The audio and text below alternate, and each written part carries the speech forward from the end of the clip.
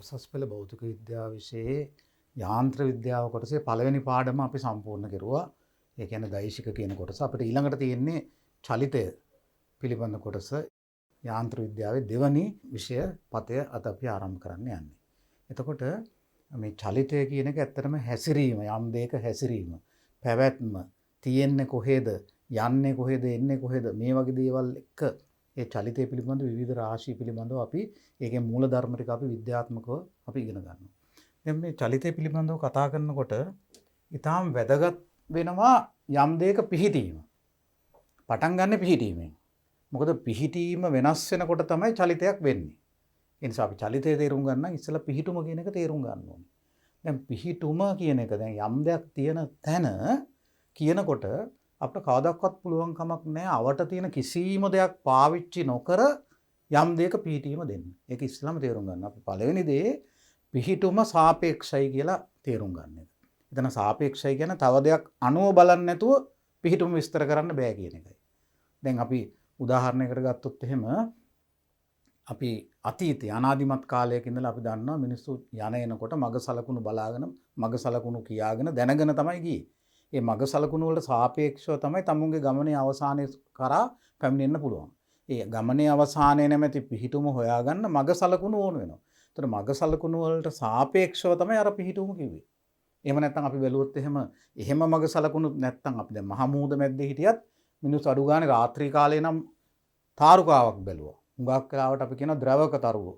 උත්තර තාරුකාව කියලාත් කියනවා. ඒ තරුවක් බලලා ඒ උතුරු පැත්ත හොයාගත්තා. ඒ අනුව නැගෙනහිර බටහිර හොයාගෙන මිනිස්සුන්ට යන්න පුරුද්ද තිබුණා. ඉගෙනගෙන තිබුණා. දැනගෙන තිබුණා. ඒ වගේම තමයි කාන්තාරයක් මැද්දේදී. දවල් කාලේ නම් තරු පේන්නේ නැහැ. එතකොට සූර්යයා පාවිච්චි කරලා ගියේ වෙන මුකුත් නැත්තම් බලන පැත්තේ තියෙන පුලින තලාව වැලි. එහෙම නැත්තම් මහා සාගරය. එහෙම වුණාම අහසේ තියෙන ග්‍රහ වස්තුවක්වත් බලලා ඒවට සාපේක්ෂව තමයි ගමන් කෙරුවේ. දැන් අපි මේක බැලුවා මේ සාපේක්ෂතාවයත් එක්ක ආපු ලොකු සාහිත්‍යයකුත් තියෙනවානේ. අපි ඊට පස්සේ කාලෙක අපි ගත්තොත් 15 වෙනි සතවර්ෂයේ 6 වෙනි පරාක්‍රම බාහු රජුරුවන්ගේ කාලේ ඔයගලන්ට මතක ඇති. තොටගමේ ශ්‍රී රාහුල හාමුදුරුවෝ අර උඩකුලේ දේවීට දරුවෙක් ලබා ගැනීම සඳහා සංදේශයක් ලියනවා. කොහේ ඉඳලාද? කෝට්ටේ ඉඳලා කැලණියට යන සැලලිහිණි සංදේශය. දැන් ඒක අපි දිගින් දිගට බැලුවොත් අපිට දිගටම තියෙන්නේ මග සලකුණු. උතුර තියෙන්නේ කොහෙද? ඒ දේවල් පෙන්눔 කරන්න නැගෙනහිර තියෙන්නේ කොහෙද? දකුණ තියෙන්නේ කොහෙද? නේද? ඒ දේවල් පෙන්눔 කරන්න මග සලකුණු පිළිබඳ ඊටාම ලස්සනට අලංකාරවත් කවියෙන් වර්ණනාත්මකව මේ මග සලකුණු විස්තර කරනවා. මේක තමයි මේ සාපේක්ෂව අපි කියලා කියන්නේ. එතකොට නේද බලන්න මතකද සුරරද සමගින් සුරංගන ඒවර පැහැනද මදාරා පරසතු මල් පතර කරපුද වඳින රැඳි මුනි සිරිපා තඹර සකේ සඳ පෙනේ සමනොල ගල නැගෙනහිර අන්න නැගෙනහිර පැත්තේ සමනොල ගල බලන්න කියලා පැත්ත විස්තර කරනවා නේ. දැන් බලන්නකෝ ඒ විදිහටනේ වළඳින අදහසින් මෙන් සුර ගංගා අඟන නල බල සසල දල රල පෙළ නුඹ නැගෙන වේල රස ගැවසි මුතු සක් පබලු බබලන මල බල මහ මුහුද එමසඳ උතුරින් පෙනෙන. දැන් කෝට්ටේඳ මූදායින්ට ගිහිල්ලා යන්න කියන්නේ. ගනේ මිනි බැබලි කිරණෙව් සතපාය රණේ යටන සැවුලින්දු දද ගලපාය අනේල කර කළ පුරාප නරපාය පෙනේ දකුණ මහසෙන් දෙව් රදපාය. බලන්නකෝ නැගෙනහිර උතුර දකුණ මේ පැති ඇයි විස්තර කරන්නේ මේ රාහුල හාමුදුරුවෝ සැලලිහිණියාර සංදේශය අරගෙන යන පාරේ මගක සලකුණු කියන්නේ. ඒතර මේ මගට සාපේක්ෂව තමයි සැලලිහිණියට යන්න වෙන්නේ. දැන් ඊට පස්සේ කාලෙක බලන්නකො මේක දිගින් දිගට මේ සාහිත්‍යයත් එක්කත් ඇවිල්ලා තියෙනවා. ඊට පස්සේ කාලෙක අපි දකිනවා මට මතක විදිහට නන්දා පතිරණ ගායිකාවයි එඩ්වඩ් ජයකොඩි සූරීන් දෙන්න එකට ගායන බකිනි ගහේ මේ කවදාක්වත් නාපු පෙම්වතාට ගෙදර එන්න මේ පෙම්වතිය මග සලකුණු කියනවා. බකිනි ගහේ බකිනි මලෙන් පාර අහන්නේ කුරුන්ද ළඟ දෙල් ගහ යට නිවස තියෙන්නේ. මතකද ඔයගොල්ලෝ අහලා ඇති. එතකොට දැන් මේ කුරුන්ද තියෙන තැන මේ බකිනි ගහ ගමේ වැදගත් මන් සලකුණු. එතන මේ දෙල් ගහ යට නිවස තියෙන විදිය කියනවා. මේ වගේ වෙන දේවල් පාවිච්චි කරන්නේ නැතුව තව තැනක පිහිටුවම අපිට විස්තර කරන්න බෑ. අපි හිතමුකෝ විශ්වයේ වෙන කිසිම දෙයක් නැහැ කියලා. එතකට පුළුවන් ද යම් තැනක ඉන්න කෙනෙකුට තමුන් ඉන්නේ කොහෙද කියලා කියන්න. යන්නේ කිය කොහෙද කියලා හිතා ගන්න. පහු වෙන දේවල් නැත්තම්, හම්බ වෙන දේවල් නැත්තම්, යන්න තැනකුත් නැත්තම්, වෙන කිසිම තැනක් නැත්තම් පිහිටුමකුත් නැහැ. ඇත්ත තත්ත්වය පිහිටුම කියන එක එතකොට සාපේක්ෂයි. පිහිටුම කියන එක සාපේක්ෂයි. දැන් අපි පිහිටුම හොයාගන්න පාවිච්චි කරන අනිත් දේවල් වල පිහිටීමත් සාපේක්ෂයි. ඒවැය පිහිටුම දැනගන්නෙත් අපි තව දේවල් අනුව. අන්තිමේ බලපුවම අපි ඇත්තටම අපි යම් තැනක පිහිටුම දන්නවද? අපි ඉන්න තැන දන්නවද? අපි ගෙදර තියෙන්නේ කොහෙද කියලා අපි දන්නවද? අපි විශ්වයේ ඉන්නේ කොහෙද කියලා අපි දන්නවද? යන්නේ කොහෙද කියලා දන්නවද? අපි නිශ්චලද? දැන් මේ ඔක්කොම කතන්දරවලදී අපි හිතනවා මේ පොළොව නිශ්චලයි කියලා. මේ ලස්සන විස්තර කිරීම වලදී අපි හිතන් ඉන්නේ පොළොව නිශ්චලයි කියලා. ඒ සාහිත්‍යය අපි පොළොව නැවතිලා කියලා හිතාගෙන තමයි මේ ගමන ගැන කතා කරන්නේ. එතකොට ඇත්තටම පොළොව නිශ්චලද? අපි හොඳට හිතලා බැලුවොත් අපි දන්නවා පොළොව කැරකෙනකොට ඒ පොළොවේ භ්‍රමණයත් එක්ක අපි නිරන්තර ගමනක යෙදෙනවා. පොළොවත් එක්ක අපි රවුමට යනවා. ඒ විතරක් නෙමෙයි පොළොව සූර්යයා වටා යන ගමන් අපි රවුම කැරකි තව රවුමක යනවා. ඒ නිසා මහ විශාල ගමනක අපි යන්නේ. හිතුවේ නැති වුණාට, දැක්කේ නැති වුණාට, දන්නේ නැති වුණාට අපි ලොකු ගමනක යනවා. ඉතින් මේ පිහිටුම පිළිබඳ කතන්දරය අපි ගැඹුරට හිතනකොට මම හිතනවා මුලින් අපි පොඩ්ඩක් මේ දේවලුත් හිතලා ඉන්න එක හොඳයි කියලායි. අපි විශ්වයේ කොහෙද ඉන්නේ? දැන් මේ බලන්නකෝ මේ පෘථුවිය. මේ පෘථුවියේ මේ ලංකාව අපි ලංකාවේ ඉන්නවා. අපි මේ පුංචි තිතේ කොහේ හරිනේ අපි ඉන්නේ.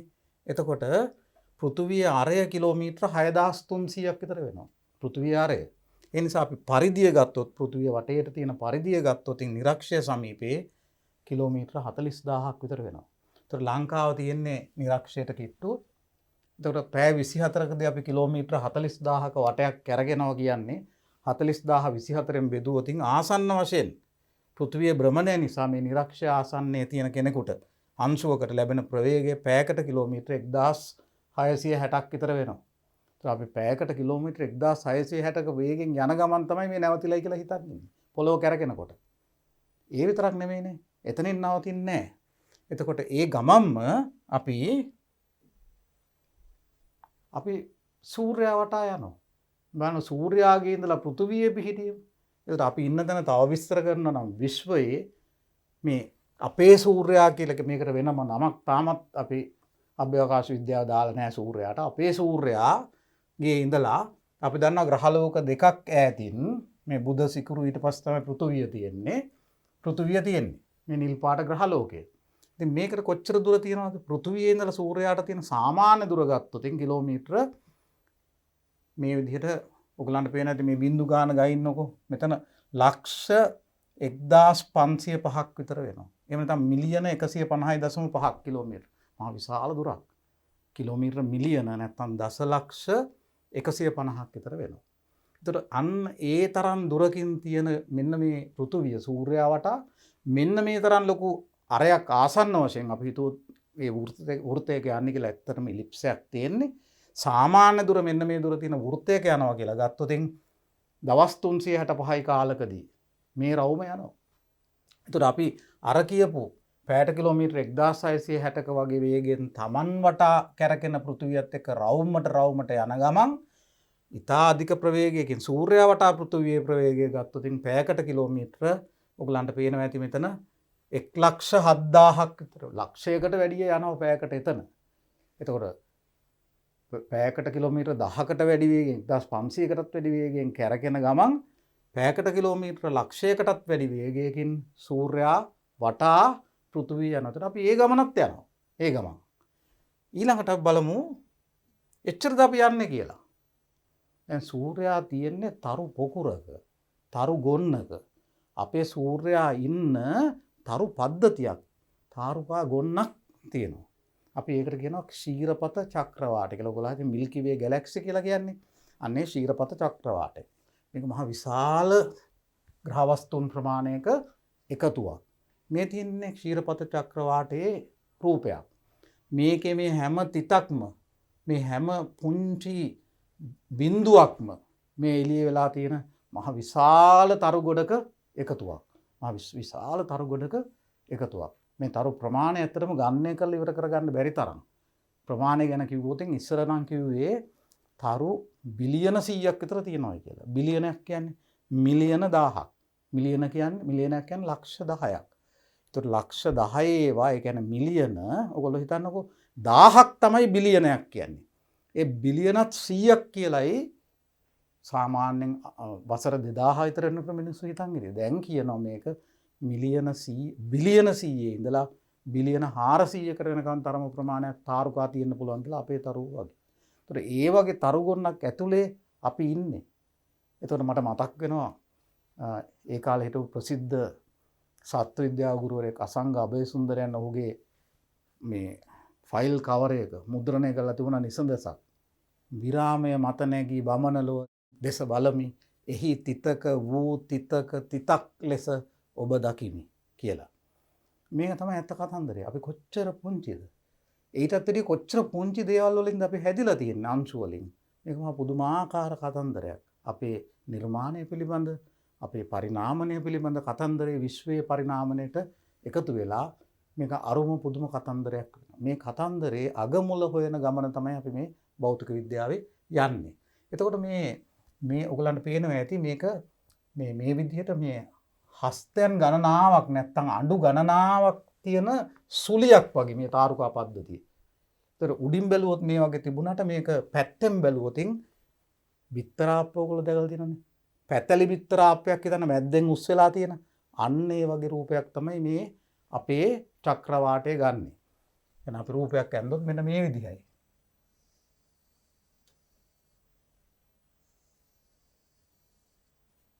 මෙන්න මේ මැද හරිය තාරුකා සාන්ද්‍රණය වැඩි. එතන මෙන්න මේ වගේ අක්ෂයක් වටා මේ සුලිය නැවතිලා තියෙන්නේ නැහැ. මේ සුලිය මේ සියලු තාරකා අරගෙන මෙහිම කැරකෙනවා. මේ චක්‍රවාටයේ භ්‍රමණය විස්තර කිරීමට අපි පුංචි වීඩියෝ දර්ශනයක් නරඹමු. දැන් මේ චක්‍රවාටයේ භ්‍රමණය ගැන පරීක්ෂා කරන්න ඔබට පේනවා ඇති මෙන්න මේ විදිහට මේ සේරම තරු ගොන්න අර බිලියන 100 ගාණක් වන තරු ඔක්කොම අරගෙන චක්‍රවාටයේ මෙහෙම භ්‍රමණය වෙනවා. චක්‍රවාටයේ අපි ආම්ස් කියලා කියනවා. අර බූවල්ලෙක්ගේ අතු වගේ මේ විදිහට හස්තයන් ගණනාවක් තියෙනවා. අඬු ගණනාවක් තියෙනවා. ඒ හැම අඬුවක්ම හැදිලා තියෙන්නේ කෝටි ප්‍රකෝටි ගාණක් තාරුකා එකතු වෙලා. එයින් එක පුංචි තරුවක් තමයි අපේ සූර්යයා. අපේ සූර්යයා එයින් එක පුංචි තරුවක් පමණයි. එතකොට මේ භ්‍රමණය වන තාරුකා පද්ධතියේ චක්‍රවාටයේ අපේ චක්‍රවාටය මිල්කි වේ නැත්තම් ක්ෂීරපත චක්‍රවාටයේ ඒකේ කේන්ද්‍රය මේ හරිය නම් කේන්ද්‍රයේ ඉඳලා මේ එක පැත්තකට යන දුරේ එක අරයක මැදින් ටිකක් එහා පැත්තට වෙන්න තමයි අපේ සූර්යයා තියෙන්නේ. එතකොට මේ ක්ෂීරපත චක්‍රවාටයේ විස්කම්භය සාමාන්‍ය කිලෝමීටර වලින් කියන්න බැරි තරම් විශාල නිසා අපි පාවිච්චි කරනවා වෙන ඒකකයක්. මේකත් දුරමැනීමේ ඒකකයක් අභ්‍යවකාශය පිළිබඳ කතා කරනකොට. ඒ තමයි මේ ආලෝක වර්ෂ අපි ලයිට් ඉයර් කියලා කියනවා. නැත්නම් ආලෝක වර්ෂ කියලා කියන එක. මේ ආලෝකය මේකේ මේ චක්‍රවාටයේ එක කොනක ඉඳලා අනිත් කොනට යන්න ආලෝකයට යනවා අවුරුදු 1,50,000ක් විතර. අවුරුදු 1,50,000ක් විතර යනවා. ඒතර ඒක කොච්චර ලොකු ප්‍රමාණයක්ද නේ? ආලෝකයේ වේගය ඉතා අධිකයි. ඔබ සාමාන්‍ය පෙළදී අහලා ඇති. ආලෝකය ගමන් කරනවා තප්පරයට මීටර වලින් ගත්තොතින් තප්පරයට මීටර් 3 වැඩි කිරීම 10/8 බලයක ප්‍රමාණයක්. 10/8 බලයක ප්‍රමාණයක්. අපි කිලෝමීටර වලින් ගත්තොත් මේක 1000න් බෙදන්න එපා. තප්පරයකට මීටර් කිලෝමීටර් 3 වැඩි කිරීම 10/5 බලයක් යනවා. තප්පරයට කිලෝමීටර ආලෝකය ඔන්න ඔච්චර ප්‍රමාණයක් ගමන් කරන තප්පරයකදී ආලෝකය. එතකොට බලන්නකෝ විනාඩියකට ඒ වගේ 60 ගුණයක් යනවා ආලෝකය. පැයකට තව ඒ වගේ 60 ගුණයක් යනවා. එහෙනම් ආයෙ මේක 60න් වැඩි කරන්න ඕනේ. දවසකට මේ වගේ 24 ගුණයක් යනවා. අවුරුද්දට දවස් අපි 365යි කියලා ගමු. 365.2.5ක් විතර තියෙනවා. මෙන්න මේ ප්‍රමාණය වැඩි කෙරුවොත් මෙන්න මේක තමයි කිලෝමීටර වලින් මේ ගුණිතය අපි සුළු කරගත්තොත් කිලෝමීටර වලින් ආලෝකය ගමන් කරන දුර එක අවුරුද්දකට. බොහොම විශාල ප්‍රමාණයක්. එතකොට මේ දුර ප්‍රමාණ කොච්චර වැඩිද කිව්වොත් අභ්‍යවකාශයේ විශාල දුර ප්‍රමාණය වැනීමේදී අපි ආලෝක වර්ෂ පාවිච්චි කරනවා. එතකොට ආලෝක වර්ෂ 1,50,000ක්. ඒ කියන්නේ මේ කොනෙන් ආලෝකය නිකුත් වුණොත් අනෙක් කොනට යන්න අවුරුදු 1,50,000ක් විතර යනවා. ඉතින් ඔයගලන්ට තේරෙනවා ඇති කොයි තරම් විශාලද මේ චක්‍රවාටය කියලා. එතකොට මේකේ කේන්ද්‍රයේ ඉඳලා අපේ සූර්යයාට තියෙන දුර ආලෝක වර්ෂ 26000ක් විතර වෙනවා ආසන්න වශයෙන්. මේ ඔක්කොම ආසන්න වශයෙන් දුරවල් අපි මේ කියන්නේ. කාලය ගත වෙනවත් එක්කම අලුත් සොයා ගැනීම එක්ක මේ දුර ප්‍රමාණ ආදී අලුතෙන් පොඩි වෙනස්කම් ඇති වෙන නිසා අපි කියන මේ ඔක්කොම දුර ප්‍රමාණ ආසන්න වශයෙන් දල වශයෙන් කියන එක මතක තියාගන්න ඕනේ. නමුත් ආසන්න වශයෙන් ආලෝක වර්ෂ 26000ක් විතර දුරින් තමයි අපේ සූර්යයා තියෙන්නේ. ඒතර අපේ සූර්යයා මේ චක්‍රවාටය කැරකෙනකොට මෙහිම අපි කලින් දැක්ක විදිහට මෙන්න මෙච්චර ලොකු අරයක් තියෙන ආසන්න වශයෙන් වෘත්තයක ගමන් කරනවා කියලා අපි ගත්තොත් කොයිතරම් විශාල වෘත්තයක්ද කියලා හිතන්නකෝ. එතකොට සූර්යයා චක්‍රවාටයත් එක්ක මේ කැරකෙන ගමනේදී පැයකට කිලෝමීටර 8,28,000ක ප්‍රමාණයක් ගමන් කරනවා. එතකොට අපි සූර්යයත් එක්ක යනවා. සූර්යයා අපිව අරන් යනවා. එතකොට බලන්නකෝ අපි මොන වගේ ගමනකද යන්නේ කියලා ඉවරලා නේ. මේ දක්වා ගියපු ගමන ගැන කතා කරනකොට ආයෙ හිතලා බලන්නකෝ. අපි පොළොව කැරකෙනකොට පොළොවත් එක්ක කැරකෙනවා. ඒක පැයකට කිලෝමීටර 1660ක් විතර වෙනවා. ඊළඟට අපි සූර්යයා වටේ වෙනම යනවා. කැරකි සූර්යයා වටේ යනවා. ඒ සූර්යයා වටේ යන තවත් අධික වේගයකින් සූර්යයා වටේ යනවා. ඊළඟට සූර්යයා අපිවත් තරම් චක්‍රවාටේ යනවා. අපි ඒ ගමනත් යනවා. මේ පැයට කිලෝමීටර 8,28,000 දුරත් යනවා. ඊළඟට දැන් මේ චක්‍රවාටේ නැවතිලාද තියෙන්නේ?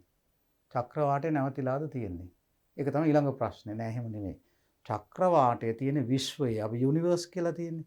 මේ විශ්වයේ චක්‍රවාටය යනවා. අපි ඒකත් යනවා. මම මේ පිහිටුම ගැන කතා කරනකොට මේ පිහිටුම කියන එක කොයිතරම් සංකීර්ණ දෙක පැත්තකින් කොයිතරම් අවිනිශ්චිත දෙක පැත්තකින් අන්තිමේ ඉතුරු වෙන්නේ තේරෙන්නේ නැතිකම නැත්තම් දන්නේ නැතිකම කියන එක. හැබැයි මේක තියෙන සුවිශේෂ ලක්ෂණය මේකයි. අපි විශාල වශයෙන් දැනගන්න තමයි අපිට තේරෙන්නේ දන්නේ නැතිකම. විශාල වශයෙන් තේරුම් ගන්න තමයි අපිට තේරෙන්නේ නැතිකම. දැන් අපි බැලුවොත් එහෙම මේ විශ්වයේ මේ වගේ චක්‍රවාට අර තාරුකා බිලියන 400ක් විතර තිබුණ අපේ චක්‍රවාටය වගේ චක්‍රවාට කොච්චර තියෙනවද? හිතා ගන්නත් බෑ. ඒ තරම්. දැන් මේ අපේ චක්‍රවාටය මෙන්න මෙතන තියෙනවා නම් මේ දක්වා මේ විද්‍යාව දියුණු කරලා හදපු සියලු රේඩියෝ දුරේක්ෂ ආලෝක දුරේක්ෂ මේ ඔක්කොගෙම අර හබල් කියන දුරේක්ෂය මේ ඔක්කොගෙම මිනිස්සු දකින නිරීක්ෂිත විශ්වය අපි ගත්තොත් ඔබ්සර්වබල් යුනිවර්ස් කියලා අපි කියනවා. පේන විශ්වය මිනිස්සුන්ට හොයාගන්න පුළුවන් විශ්වය බැලුවොත් මේක මේ මිනිස්සු විවිධ උපකරණ වලින් හොයාගත්ත විශ්වය එක පැත්තකින් පේනවා ඇති ඔයගොල්ලන්ට අරය තියෙනවා ආලෝක වර්ෂ කොයිතරම් ප්‍රමාණයක්ද 46.5 වැඩි කිරීම 10 බලයක්. මේක මහා විශාල දුරක් හිතලා කියාගන්න බැරි තරම් දුරක්. එච්චර ප්‍රමාණයක් මිනිස්සු නිරීක්ෂණය කරලා තියෙනවා විවිධ උපකරණ වලින් විවිධ තරංග ආශ්‍රයෙන්. අනිත් පැත්තටත් ඒ වගේම දුර ප්‍රමාණයක් තියෙන විශාල ප්‍රමාණයක් අපේ විශ්වයේ මිනිස්සු නිරීක්ෂණය කරලා තියෙනවා. මේක මේ තිත් වගේ පුංචි තිත් ඔබට පේනවා ඇති ආලෝක තිත් මේ හැම තිතක්ම චක්‍රවාට. හැම තිතක්ම චක්‍රවාට. මේ කොටසේ තියෙන චක්‍රවාට ප්‍රමාණය විතරක් බැලුවොත් චක්‍රවාට සංඛ්‍යාව 2 වැඩි කිරීම 10-12 බලය ට්‍රිලියන 2ක් විතර වෙනවා. දැන් ට්‍රිලියනයක් කියන්නේ කොච්චරද කියලා බලමු. ලක්ෂය 10ක් දසලක්ෂයයි මිලියනයයි. මිලියන 1000ක් බිලියනයයි. බිලියන 1000ක් තමයි ට්‍රිලියනයක් කියන්නේ. ඒ ට්‍රිලියන 2ක් විතර චක්‍රවාට. මේ චක්‍රවාට කියන්නේ අපි අර ක්ෂීරපත චක්‍රවාටය අපි ඉස්සෙල්ලා බැලුවේ. ඒ වගේ චක්‍රවාට ට්‍රිලියන 2ක් විතර මේ ඇහැට පේන නැත්තම් මිනිස්සු දකින නිරීක්ෂණය කරන විශ්වයේ තියෙනවා. එතකොට මේකේ මෙන්න මේ මෙතන මැද්දේ තමයි අපේ ක්ෂීරපත චක්‍රවාටයේ තියෙන. ඒකෙන් අදහස් වෙන්නේ විශ්වයේ මැද්දේ අපි ඉන්නවා කියන එක නෙමෙයි. අපි බලන්නේ මේ තැන ඉඳලානේ. නිරීක්ෂණය කරනකොට හැම පැත්තටම අපිට ගෝලයක් වගේ තමයි පේන්නේ. නැත්තම් සිලින්ඩරයක් වගේ පැත්ත අනුව පේන ප්‍රමාණයක් තියෙනවා. ඒ ප්‍රමාණය තමයි මේ අපි කියන්නේ. නමුත් ඒ දකින ප්‍රමාණය අපේ විශ්වය තරම් ලොකුද? නෑ. ඒ දකින ප්‍රමාණය විශ්වයත් එක්ක ගත්තොත් නිකන් වැලි කැටයක් වගේ පොඩි ප්‍රමාණයක්. දැන් ඒක අපි උපමාවක් ගත්තොත් මෙන්න මේ විදිහයි. මේ බලන්නකෝ. දැන් නිරීක්ෂණය කරන්න පුළුවන් විශ්වය අපි අර ඉස්සෙල්ලා කියපු විශ්වය ඒ කියන්නේ චක්‍රවාට ට්‍රිලියන 2ක් විතර තියෙන විශ්වය අපි ගත්තාම ඒක අපි ටෙනිස් බෝලයක් තරම් කියලා ගත්තොත් අර විශ්වයේ තරම මිනිස්සු හිතනවා හරියටම සහතික නෑ දැනට හොයාගෙන තියෙන ක්‍රම අනුව විශ්වයේ තරම උපමා කරනවා මෙන්න මෙහෙම. ඔයගොල්ලෝ ප්ලූටෝ කියන ග්‍රහයා ගැන දන්නවා ඇති. මේ ප්ලූටෝ කියන ග්‍රහයාගේ විශ්කම්භය තියෙනවා කිලෝමීටර 2400ක්. මේ ටෙනිස් බෝලයක විශ්කම්භය සෙන්ටිමීටර 7ක් විතර වෙන්නේ. ඒතර මේක මෙන්න මේකේ කේන්ද්‍රයේ තිබ්බොතින් කොච්චර පොඩිද ටෙනිස් බෝලේ ප්ලූටෝ ග්‍රහයට සාපේක්ෂව. එතකොට ඒ ටෙනිස් බෝල කොච්චර මේක ඇතුලේ දාන්න පුළුවන්ද? ඒ කියන්නේ අපිට පේන ප්‍රමාණයේ තරමේ විශ්වයේ කොටස් කොච්චර නියම විශ්වය ඇතුලේ තියෙනවද? අන්න එහෙම හිතා ගන්න. එතකොට එහෙම බැලුවොත් ඔයගලන්ට පේනවා ඇති විශ්වය කොයිතරම් ලොකුද කියලා. දැන් මේ විශ්වය අමුතුම ක්‍රියාවලියක්. විශ්වය නිකන් සජීවී වගේ. විශ්වය කාලයත් සමග ප්‍රසාරණය වෙනවා. කාලයත් සමග ප්‍රසාරණය වෙනවා. 2000 ගණන් වල මුල කාලේ මිනිස්සු හොයාගත්තා විශ්වය ප්‍රසාරණය වෙනවා චක්‍රවාට එකිනෙකෙන් ඈත් වෙනවා කියලා. 20 වෙනි සතවර්ෂයේ මුල භාගයේදී මිනිස්සු මේක තේරුම් ගත්තේ චක්‍රවාට එකිනෙකෙන් ඈත් වෙනවා කියලා. දැන් අපේ ක්ෂීරපත චක්‍රවාටය තියෙනවානේ. මේකට කිට්ටු තව චක්‍රවාට තියෙනවානේ ඇන්ඩ්‍රොමීඩා. ඒ වගේ නොයෙකුත් චක්‍රවාට තියෙනවා. මේ චක්‍රවාට එකිනෙකාගෙන් ඈත් වෙනවා. එක්කෙනෙක් නැවතිලා කියලා ගත්තොත් අනික් ඒවා යාගෙන් ඈත් වෙනවා කියලා ගන්න පුළුවන්. නමුත් ඇත්ත දේ මුළු විශ්වය ප්‍රසාරණය වෙනවා. හරියට අපි හිතමුකෝ බැලුමක් පුම්බනවා කියලා. විශ්වය බැලුමක හැඩය ගන්නවා නම් දැන් මේ මෑත කාලේ මීට අවුරුදු කීපයකට පෙර මිනිස්සු සහතික වශයෙන් හොයාගෙන තිබුණා විශ්වය බැලුමක් වගේ නෙවෙයි කියලා. අතීතයේ බැලුමක් වගේ කියලා උපමා කරලා තිබුණා. බැලුමක් අපි පුම්බනවා කියලා හිතමුකෝ. පුම්බනකොට බැලුම එන්න ප්‍රසාරණය වෙනකොට ඒ බැලුමේ පෘෂ්ඨයේ තියෙන අංශු එකිනෙකාගෙන් ඈත් වෙවි මේක ප්‍රසාරණය වෙනවා වගේ විශ්වය ප්‍රසාරණය වෙනවා කියලා කිව්වා. නමුත් මෑත කාලේ හොයාගෙන තියෙනවා විශ්වය එහෙම රවුම් එකකුත් නෙවෙයි නැත්තම් වෙනත් අර අශ්ව සැදෑලයක් වගේ එකකුත් නෙවෙයි අතීතයේ කියලා තිබුණු විදිහට ඒක නිකන් තනි නිකන් පත්‍රයක් වගේ කියලා. ෆ්ලැට් සමතල එකක්. හැබැයි ඒකත් ප්‍රසාරණය වෙනවා. මේ ප්‍රසාරණය වීමේ කෙලවරක් නැති වෙන්න ඕනේ කියලායි දැන් මිනිස්සු කියන්නේ. මේ එක එක මත කොහොමවත් අපි යම් තරමකට දැනගන්න ඕන අපි මේකේ තියෙන මේ චමත්කාර ජනක බව මේකේ තියෙන විශාලත්වය ගැන අඩුම වශයෙන් හිතන්න උනත්.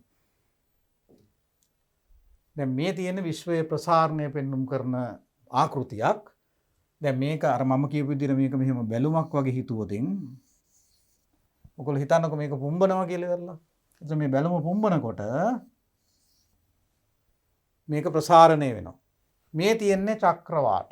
මේ උදාහරණ වශයෙන් මේ කහපාට පුංචි තිත් තියෙන ඔයගලන්ට පේනවා ඇති ඒවා තමයි චක්‍රවාට. මේ තියෙන එක වෙලාවක චක්‍රවාට අතර දුර. දැන් මේක මෙහෙම පිම්බෙනකොට එන්න විශ්වය ප්‍රසාරණය වෙනකොට මේ දුර ප්‍රමාණය ඈත් වෙනවා. ඒ වගේ මේ චක්‍රවාට එකිනෙකාගෙන් ඈත් වෙනවා. අන්න එහෙම තේරුම් ගන්නකො. එහෙනම් චක්‍රවාට නැවතිලත් නැහැ. මේවා එකිනෙකාගෙන් ඈත් වෙන විදිහට ප්‍රසාරණය වෙනවා. විශ්වයත් නැවතිලා නැහැ. විශ්වයත් ප්‍රසාරණය වෙනවා. යම් දවසක විශ්වය ඉපදුනාද ඒකටත් පිළිගන්න මතය ඉතා පුංචි තැනකින් මුකුත් නැතිකමෙන් විශ්වය ඇති වුණා කියලායි කියන්නේ. මේ අරුම් පුදුම දේවල්. ඒක මුකුත් නැති තැනින් පටන් අරගෙන මේ මහ විශාල පද්ධතියක් හැදිලා මේක ප්‍රසාරණය වෙමින් යනවා. කොහෙද යන්නේ? කොහෙටද ප්‍රසාරණය වෙන්නේ කියලා අපි දන්නේ නැහැ. විශ්වය ඉපදුණු දවසේ කාලයත් ඉපදුණා. විශ්වය ඉපදුණු දවසේ අවකාශයත් ඉපදුණා. ඒ අවකාශය නැතුව අපිට චලිතයක් ගැන කතා කරන්න බෑ. ඒ අවකාශය නැතුව අපිට පිහිටුමක් ගැන කතා කරන්න බෑ. ඒ අවකාශයේ තියෙන විවිධ වස්තුන් නැතුව තව වස්තුවක පිහිටුම ගැන අපිට කතා කරන්න බෑ. ඒ පිහිටුම ඒ සාපේක්ෂතාවය නැතුව අපිට චලනයක් ගැන කතා කරන්න බෑ. ඒ නිසා අපි කතා කරන මේ සෑම චලිතයක්ම හැම එකකටම තවත් දෙයකට සාපේක්ෂතාවයක් තියෙනවා කියන එකයි අපි මුලින්ම තේරුම් ගන්න ඕන. ඉතින් ඒ අනුව අපි හිතලා බලන්න ඕනේ අපි නිශ්චලයි කියලා හිතන් හිටියට අපි හිතන දේ නෙමෙයි ඇත්තටම වෙන්නේ. අපේ ඉන්ද්‍රියන්ට දැනෙන දේවල් කොයිතරම් සීමා සහිතද? අපි හිතන දේවල් අපිට දැනෙන දේවල් වලට වැඩිය බොහෝ දේවල් ඔබට ගිය දේවල් තමයි ඇත්ත වශයෙන්ම සිද්ධ වෙන්නේ. ඒ නිසා අපි බොහොම නිරීක්ෂණාත්මකව ඒ නිරීක්ෂණාත්මක බුද්ධියෙන් යුතුව මේ දේවල් බලලා ඒ අනුව තමයි යම් දේවල් ගැන අපි හිතන්නට ඕනේ. දැන් මේ විශ්වයේ ප්‍රසාරණය සඳහා අපි පුංචි තවත් වීඩියෝ එකක් බලමු. මේවා ඈත් වෙන විදිය තේරුම් ගන්න. දැන් මේ සජීවීකරණයෙන් දැක්වෙන්නේ ඔයගලන්ට පේනවා ඇති මේ හැම පුංචි තෙතක්ම චක්‍රවාටයක්. තාරුකා පද්ධතියක්. මේ හැම තාරුකා පද්ධතියම තාරුකා බිලියන ගාණක් තියෙනවා වෙන්න පුළුවන්. ඒ තාරුකා පද්ධතිය එකිනෙකාගෙන් ඈත් වෙන ආකාරය. මෙන්න මේ විදිහට ප්‍රසාරණය වන විශ්වයක තමයි අපි ඉන්නේ. එතකොට දැන් අපේ මුළු චලිතය බැලුවාම අපි කොහෙද යන්නේ? අපි කොහෙන්ද ආවේ කියන එක අපේ මනසට ග්‍රහණය වන්නේ නැති තරම්. ඒ නිසා තමයි එක්කෝ ආගම්වල දර්ශනවල එහෙම නැත්නම් විද්‍යාවේ සමහර තැන්වල කියන්නේ මේක හිතා ගන්න බැරි තරම් සංකීර්ණ මහ විශාල අපිට හිතන්න බැරි දේවල් මේකේ තියෙනවායි කියලයි. ඒක තමයි මිනිසාගේ කුතුහලය අවසන්ද හේතු වුණු මේ ස්වභාව ධර්මයේ මේ ක්‍රියාවලිය යාන්ත්‍රණය. අපි උසස් පෙළ භෞතික විද්‍යාවේ චලිතය පිළිබඳ කතා කරනකොට අපිට බොහෝ විට මේ සාපේක්ෂ කියන අදහස හිතේ තියාගන්න වෙනවා. නමුත් අපි කතා කරන බොහෝ මූලධර්මවලදී අපි පෘථිවිය නිශ්චලයි කියලා සලකනවා. යම් දෙයක් නිශ්චලයි කියලා ගන්නෙ නැතුව ඔයගලන්ට පේනවා ඇති අපිට අනිත් දෙයක පිහිටුම ගැන හෝ අනිත් දේවල් වල චලිතය ගැන කතා කරන්න බැරි වෙනවා. ඒ නිසා චලිතය ගැන කතා කරනකොට ඉතා වැදගත් මූලධර්මයක් තමයි යම් දෙයක් නිශ්චලයි කියලා තෝරගෙන ඒ නිශ්චලයයි සලකන දේට සාපේක්ෂව චලිතය සැලකේ. බොහෝ චලිත ගැන හිතනකොට පෘථුවියට සාපේක්ෂ චලිතය ගන්න. ඒ කියන්නේ පෘථුවිය නිශ්චලයි කියලායි අපි සලකන්නේ. ආපහු අපි පාඩමේ ආරම්භයට ගියොත් ඔයගලන්ට පේනවා ඇති මේ ඒ කියන්නේ අපි දන්න තැනක්. ඒක අපි නිශ්චලයි කියලා තෝරගන්න ඕනේ. අපි අර මූල ධර්මයේ අපි හරියට පාඩමට ගෙනාවොත් ඒ කියන ලක්ෂයක් තියෙන මේ ලක්ෂය අපි නිශ්චලයි කියලා තෝරගන්නවා. එතන දන්නවයි කියලා හිතන්නේ. එහෙම ගත්තාම මේ චලනය වන අංශුවක් තියෙනවා p කියන. ඒක යම් මාර්ගයක ගමන් කරනවා වෙන්න පුළුවන්. ඔය වගේ. යම් මොහොතක මේ p ගේ පිහිටීම තියෙන තැන කොහොමද විස්තර කරන්නේ? අර වගේ අපි විශාල වශයෙන් බොහෝ මග සලකුණු නොකියුවට අපිට අඩුම තරමින් කිව යුතු කරුණු දෙකක් තියෙනවා. මේ දන්නවයි කියලා අපි හිතන තැනින් නැත්තම් මග සලකුණේ ඉඳලා යම් මොහොතක මේ කැපිටල් P කියන ලක්ෂයට තියෙන කෙටිම දුර දුන්නොත් දිශාවත් එක්ක කෙටිම දුර දුන්නොත් දිශාවත් එක්ක අන්නේ කරුණු දෙකෙන් අපිට ඒ දන්නවා නම් P ගේ පිහිටීම අනන්‍යව ඒ කියන්නේ වෙන තැනක් එක්ක පැටලෙන්නේ නැතුව හරියටම හොයාගන්න පුළුවන් වෙනවා. එතකොට ඒ ඉඳලා P වලට තියෙන කෙටිම දුර දිශාවත් එක්ක දැන් බලන්නකෝ මේ තියෙන උතුරු දකුණු නැගෙනහිර බටහිර දිශා. නැගෙනහිරින් උතුරට තීටා කෝණයක් ආනත දිශාවකට අපි හිතමුකෝ කිලෝමීටර මෙතන තියෙනවා කියලා කිලෝමීටර 20ක් කිලෝමීටර 20ක් තියෙනවා නම් ඔයගලන්ට පේනවා ඇති අර P ගේ පිහිටීම හරියටම විස්තර වෙනවා. අපි සිතියමක් ගත්තොත් සිතියමේ අපි කැපිටල් A කියන ලක්ෂ්‍ය දන්න තැනක් කියලා අපි අරගෙන හරියට මේ තීටා කෝණය නැගෙනහිරින් ඉඳලා මැනලා කිලෝමීටර 20ක් ගියාම අන්න එතන ඒ වෙලාවේ P තියෙන්න ඕනේ. ඒ පිහිටුම හරියටම විස්තර කරන්න පුළුවන්. අපි මේකට කියනවා පිහිටුම් දෛශිකය කියලා. පිහිටුම් දෛශිකය තමයි අපි අර දෛශික පාඩමේ විස්ථාපනය කියලා කිව්වේ. අපි කියනවානේ යම් තැනකට තියෙන කෙටිම දුර දිශාවත් එක්ක ඉදිරිපත් කරුවොත් විස්ථාපනය වෙනවායි කියලා. දැන් මේ විස්ථාපනය කියන්නේ එතකොට දුර නෙමෙයි. මේ ගමන් කරන මාර්ගයේ දුර වෙනම කතන්දරයක් නේ. නමුත් අපි දන්න තැනක ඉඳලා කෙටිම දුර දුන්නොත් එහෙම දිශාවත් එක්ක යම් මොහොතක ඒ මොහොතේ ඒ අංශයේ පිහිටීම විස්තර වෙනවා. විද්‍යාත්මකව ඒක තමයි අපි පිහිටුම් දෛශිකය කියලා කියන්නේ. දැන් මේ පිහිටුම අර කිව්වා වගේ සාපේක්ෂයි. මෙතන මේ ඒට සාපේක්ෂව P ගේ පිහිටීම විස්තර කරන දෛශිකය තමයි ඒට සාපේක්ෂව P ගේ පිහිටුම් දෛශිකය එවත් විස්ථාපනය කියලා කියන්නේ. අන්න ඒක තමයි විස්ථාපනයේ නියම අර්ථ දැක්වීම වෙන්නේ. එතකොට කාලය සමග ඒට සාපේක්ෂව විස්ථාපන දෛශිකය වෙනස් වෙනවා නම් දැන් අර අපි කලින් කියපු ඒට සාපේක්ෂව P ගේ විස්ථාපන දෛශිකය කාලය එක්ක වෙනස් වෙනවා නම් අන්න අපි අර්ථ දක්වනවා ඒට සාපේක්ෂව P චලනය වෙනවා කියලා. ඒක තමයි විද්‍යාත්මක පැහැදිලි කිරීම. දැන් හිතන්නකෝ තව ටිකකින් P තියෙන්නේ මෙන්න මෙතන. දැන් බලන්නකෝ පිහිටුම් දෛශිකය වෙනස් වෙනවා. දැන් පිහිටුම් දෛශිකය තියෙන්නේ මෙතනට. දිශාවත් වෙනස් වෙනවා. අර දෛශිකයේ විශාලත්වයත් වෙනස් වෙනවා. අපිට පුළුවන් නම් මොහොතින් මොහොත P ගේ පිහිටීම මේ විදිහට මේ දිශාව හා මේ දුර වෙනස් වෙන විදිය දෙන්න P ගේ චලිතය හා චලනය වන මාර්ගය ඉතා පැහැදිලිව විස්තර වෙනවා. අර්ථ දැක්වෙනවා. ඒතර අපි චලිතය කියන එක විස්තර කරන්න විද්‍යාවේ කොහොමද? A නැමැති ලක්ෂයකට සාපේක්ෂව P නැමැති තවත් අංශුවක පිහිටුම් දෛශිකය නැත්නම් විස්ථාපනය කාලය සමග වෙනස් වෙනවා නම් අපි කියනවා ඒට සාපේක්ෂව P චලනය වෙනවායි කියලා. තේරෙනවනේ? අන්න එහෙම තමයි අපි විද්‍යාවේ චලිතය විස්තර කරන්නේ. එතකොට අපි කලින් කියපු විදිහට පිහිටුම් විස්තර කරන්න පුළුවන් සාපේක්ෂවයි. මොකක් හරි නැවතිලා කියලා ගත්තේ නැත්නම් අපිට තව එකක පිහිටීම තව එකක චලිතය විස්තර කරන්න බෑ. මොකද අපි අනිත් එක නිශ්චල වෙලයි කියලා ගත්තොත් මෙයා චලනය වෙනවා කියලා ගන්න ඕනේ. දැනට අපි චලිතය මුලින් කතා කරන්නේ පෘථුවියට සාපේක්ෂ චලිත. ඒ කියන්නේ මොකද අපි පොළොව නැවතිලා කියලා අපිට හුඟක් වෙලාවට දැනෙන්නේ. අපි අර අච්චර කියපු ලොකු ගමනක පොළොව ගියාට අපේ පහසුවට අපිට ජීවත් වෙන්න ලේසි පොළොව නැවතිලායි කියලා දැනෙන්නේ. ඒක නේ. ඒක ස්වභාව ධර්මය. අපිට ඒ දැනුම, ඒ හැඟීම සපයලා තියෙනවා. අපිට හිතෙන්නේ යම් විශේෂ අවස්ථාවල පොළොව නැවතිලායි කියලා. ඒ හින්දා තමයි මිනිස්සු කිව්වේ මහා පොළොව වගේ ස්ථාවරයි. මහා මේරු පර්වතය වගේ මේක නිශ්චලව තියෙන ස්ථාවරව තියෙන දෙයක් කෙනෙක්. අපි එහෙම කියනවා නේ. නමුත් අච්චර චලනය වෙන පෘථිවිය ආශ්‍රිතව තමයි අපි ඒවා කියලා තියෙන්නේ. ඒ වුණාට විද්‍යාවෙත් සාහිත්‍යයේ විතරක් නෙවෙයි විද්‍යාවෙත් අපි පොළොව නැවතෙලා කියලා අරගෙන තමයි අනිත් චලිත විස්තර කරන්නේ. ඒක පහසුයි. ඒක සරලයි හිතා ගන්න ලේසි. ඒ නිසා අපි පොළොවට සාපේක්ෂ චලිත මුලින් විස්තර කරන්නේ. හැබැයි පොළොව නොවන වෙන දෙයකට සාපේක්ෂව චලිත සෙවීම ඉහළට යනකොට විද්‍යාවේ අතිශයින් අවශ්‍ය වෙනවා. විශේෂයෙන් අභ්‍යවකාශීය චලනය ගැන මේ දේවල් වලට එනකොට අපිට ඕන වෙනවා. ඒ නිසා අපි මුලින් ඒකේ ප්‍රාථමික අවදී අපි භෞතික විද්‍යාවේදී ඉගෙන ගන්නවා. සාපේක්ෂ චලිතය කියලා. අපි මේ චලිතයේ සාපේක්ෂ චලිතය කියන කොටසට එනකොට අපි ඉගෙන ගන්නවා පොළොව නෙමෙයි. පොළොවත් චලනය වෙනවා. වෙන දෙයක් නිශ්චලයි කියලා අරගෙන.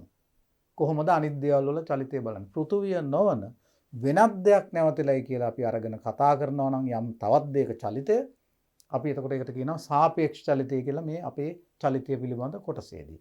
එතෙක් අපි විශේෂයෙන් මේ පොළොවට සාපේක්ෂ චලිතය කියන්නේ නැහැ. මින් ඉදිරියට අපි කිව්වේ නැත්තම් ඔබ බාර ගන්න ඕනේ මේ අපි කතා කරන්නේ පොළොවට සාපේක්ෂ චලිතයක් ගැන කියලා. මොකද ඒක පැවසිය යුතු දෙයක්ම නොවන තරම් සරලව අපිට දැනෙන දෙයක් නිසායි. එතකොට පොළොවට සාපේක්ෂ චලිත අපි විතරක් නෙමෙයි සලකන්නේ.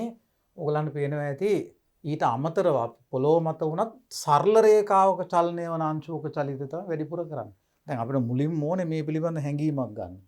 චලිතය පිළිබඳ විද්‍යාව පටන් ගන්නෙ කොහොමද කියලා බලන්න. උසස් පෙළ වුණත් අපි ප්‍රථම මූල ධර්ම වලින් පටන් ගන්නවා.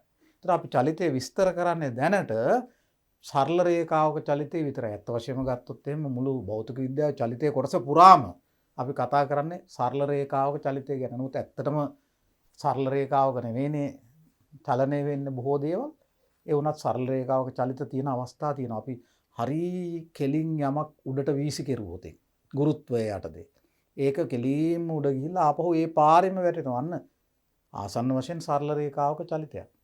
ඒ වගේ සරල රේඛාවක චලිත අපි කතා කරනවා. ඊට අමතරව අපි තව කතා කරනවා පරාවලයක චලිතය. ඒ කියන්නේ ප්‍රක්ෂිප්ත ගුරුත්වය යටතේ ආනත චලිතය. මේකත් අපිට එන කොටසක්. ඒතකොට චලිතයේ අපිට කොටස් කීපයක් තියෙනවා. චලිතය පිළිබඳ සමීකරණ ඒකෙදි අපි ගන්න සරල රේඛාවක චලිතය විතරයි. චලිතය පිළිබඳ ප්‍රස්ථාරය ඒකෙදි අපි බොහෝ දුරට සරල රේඛාවක චලිතය පිළිබඳ ප්‍රස්ථාර තමයි අඳින්නේ. ඊළඟට අපි කතා කරනවා විස්ථාපන කාල ප්‍රස්ථාර ගැනත් ඒකටම ඇතුළත්ව කතා කරනවා. ඒ වගේම ගුරුත්වය යටතේ සිරස් චලිතය ගැන අපි කතා කරනවා. ගුරුත්වය යටතේ ආනත චලිතය ගැන අපි කතා කරනවා. ප්‍රක්ෂිප්ත ගැන. ඒ වගේම සාපේක්ෂ චලිතය ඒ කියන්නේ පොළොව නොවන වෙනත් වස්තුවක් නැවතිලයි කියලා ඒ අනුව චලිතය ගැනත් කතා කරනවා. මේ අනුව චලිතය අපිට ආපහු උපමාතෘකා පහක් අපිට හම්බ වෙනවා. ඒකේ පළවෙනි කොටස තමයි චලිතය පිළිබඳ සමීකරණ. ඒ චලිතය පිළිබඳ සමීකරණ ගැන කතා කරන්නත් චලිතය පිළිබඳ ප්‍රථම ප්‍රාථමික රාශි කීපයක් අර්ථ දක්වන්නයි දැන් අපි ලෑස්ති වෙන්නේ. දැන් මෙතනත් අපි විස්තර කරන්නේ තවත් චලිතයේ රාශියක් දුර කියන එක. දැන් දුර කියන එක ඕගලන්ට පේනවා ඇති එක ලක්ෂයක ඉඳලා තවත් ලක්ෂයට තියෙන කෙටිම දිශාව කෙටිම දුර එහෙම නෙමෙයි. කෙටිම දුරයි දිශාවයි කියන්නේ විස්ථාපනය නෙමෙයි. දුර කියන්නේ එක මාර්ගවල අපි ඇත්තටම ප්‍රායෝගිකව ඔබ පාසලට යනකොට ඔබ ගමන් කරන්නේ සරල රේඛාවක නෙමෙයිනේ. හරියටම නියමිත දිශාවකට ඔබට හැරිලා වංගු අරගෙන එහෙම යන්න වෙනවා. එතකොට ඔබ ගෙවා යන්නේ දුරක්. ඒක විස්ථාපනයක්ම නෙමෙයි. හැබැයි අපිට ඕනනම් පටන් ගත්ත ඔබේ නිවසේ ඉඳලා ඔබේ පාසලට තියෙන විස්ථාපනය වෙනවමයි ඉන්න පුළුවන්. සිටියමක් මට ඒ වගේ. ඒ නිසා දුරයි ඒ වගේ විස්ථාපනය අතර තියෙන වෙනස අපි හොඳට අඳුර ගන්න ඕන. දැන් මේකේ තියෙන විදිහට ඔයගලන්ට පේනවා ඇති දැන් වක්‍ර මාර්ගයක් ඔස්සේ යමෙක් 1 ලක්ෂයක සිට තවත් ලක්ෂයකට ගමන් කිරීමේදී ඔහු ගෙවා යන මගදිග ප්‍රමාණය තමයි දුර කියලා ගන්න. අන්න ඒක තමයි අර්ථ දැක්වීම.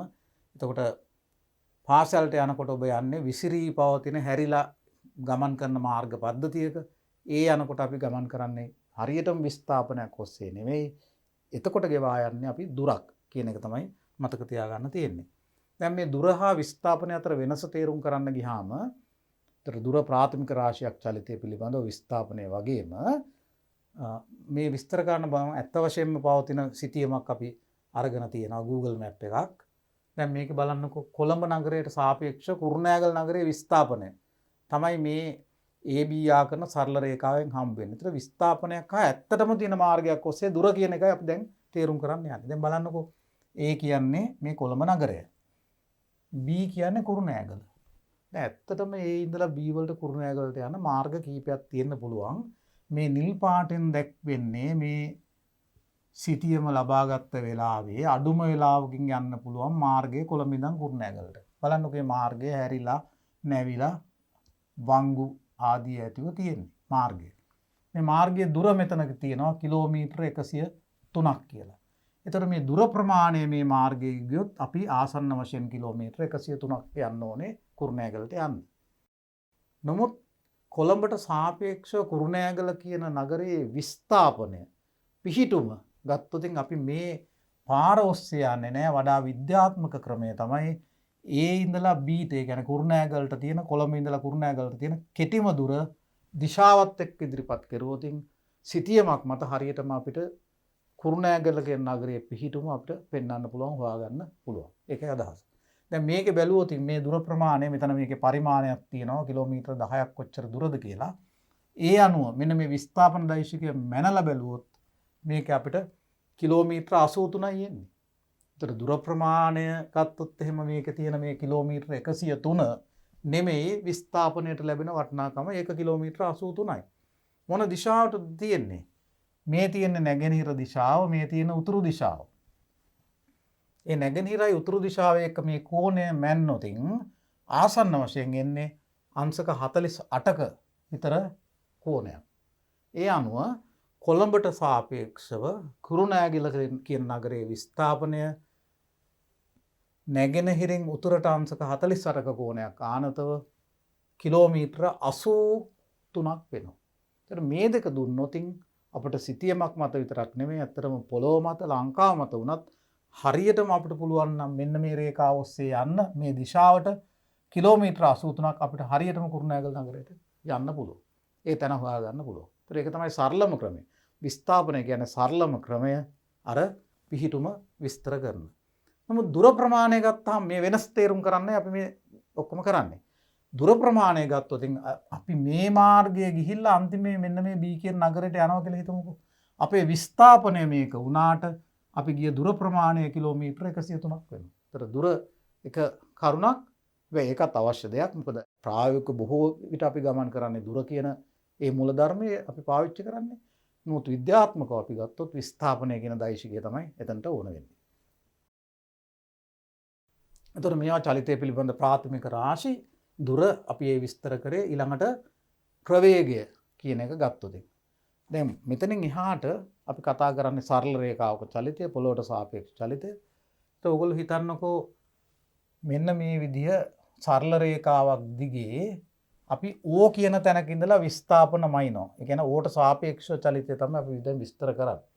එතකොට T1 කියන කාලයකදී අංශුවක් තියෙනවා S1 කියන දුරකින්. S1 කියන විස්ථාපනයකින් තියෙන O ඉඳලා. ඒ විස්ථාපනය අපි S1 කියලා දාලා තියෙනවා.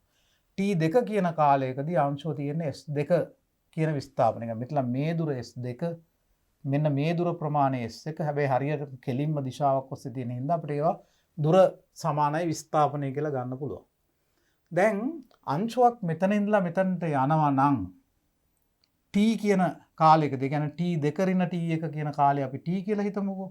ඒ කාලයේදී අංශුව මෙතනලා මෙතනට යනවා නම් ඒ ගමනේදී, ඒ විස්ථාපනය ඇති කිරීමේදී ඒකක කාලයකදී අංශුව ඇති කරන විස්ථාපනය අපි ප්‍රවේගයක් කියලා කියනවා. ප්‍රවේගය කියන්නේ විස්ථාපනය වෙනස් වීමේ ශීඝ්‍රතාවය. එහෙම නැත්නම් ඒකක කාලයකදී විස්ථාපනය වෙනස් වන ප්‍රමාණය අපි ප්‍රවේගය කියලා කියනවා. එතකොට දැන් අපි විස්ථාපන කියන දෛශිකය වෙනස් වෙනවා කියලා ගන්නවා නම් ප්‍රවේගය ඒකත් දෛශිකයක් වෙනවා. මොකද විස්ථාපනය කියන දෛශිකය කාලය කියන අදිශයෙන් බෙදීමෙන් අපිට ලැබෙන්නේ ආපහු දෛශිකයක්මයි. ඒ නිසා ප්‍රවේගයක් දෛශිකයක් වෙනවා. ඕසිට අංශුව විස්ථාපනය වෙන්නේ මෙන්න මේ රේඛාව දිගේ මේ දිශාවට නම් ප්‍රවේගය තියෙන්නේත් මේ දිශාවටමයි. ප්‍රවේගය තියෙන්නේත් ඒ දිශාවටමයි. එතකොට ඒ අනුව අපි ප්‍රවේගය තවදුරටත් විස්තර කළොත් මෙන්න මේ විදිහයි. දැන් අපි සාමාන්‍ය ප්‍රවේගය ගත්තොත් එහෙම ප්‍රවේගයේ ප්‍රභේද කීපයක් තියෙනවා. මොහොතක ප්‍රවේගය, සාමාන්‍ය ප්‍රවේගය, ඒ වගේ. අපි සාමාන්‍ය ප්‍රවේගය ගත්තොත් ඔයගොල්ලෝ දැක්කා t කියලා කිව්වේ t2 රින්න t1 කියන කාලයක්. දැන් මේ රූපය ආශ්‍රිතව අපි දැන් මේ විස්තර කරන්නේ t2 කියන කාලයේදී විස්ථාපනය s2යි. t1 කියන කාලයේදී විස්ථාපනය s1යි. එතකොට t1 සිට t2 දක්වා කාලය කොච්චරද? t2 රින්න t1. හැම වෙලාවෙම වෙනසක් ගන්නකොට අපි අවසානයේ මුල එක අඩු කරන්න ඕනේ. එතකොට t2 රින්න t1 කියන කාලය අපි සිම්පල් t කිව්වොත් නැත්නම් ඒ කාලය තුල තමයි මෙන්න මේ විස්ථාපනය ඇති කරන්නේ.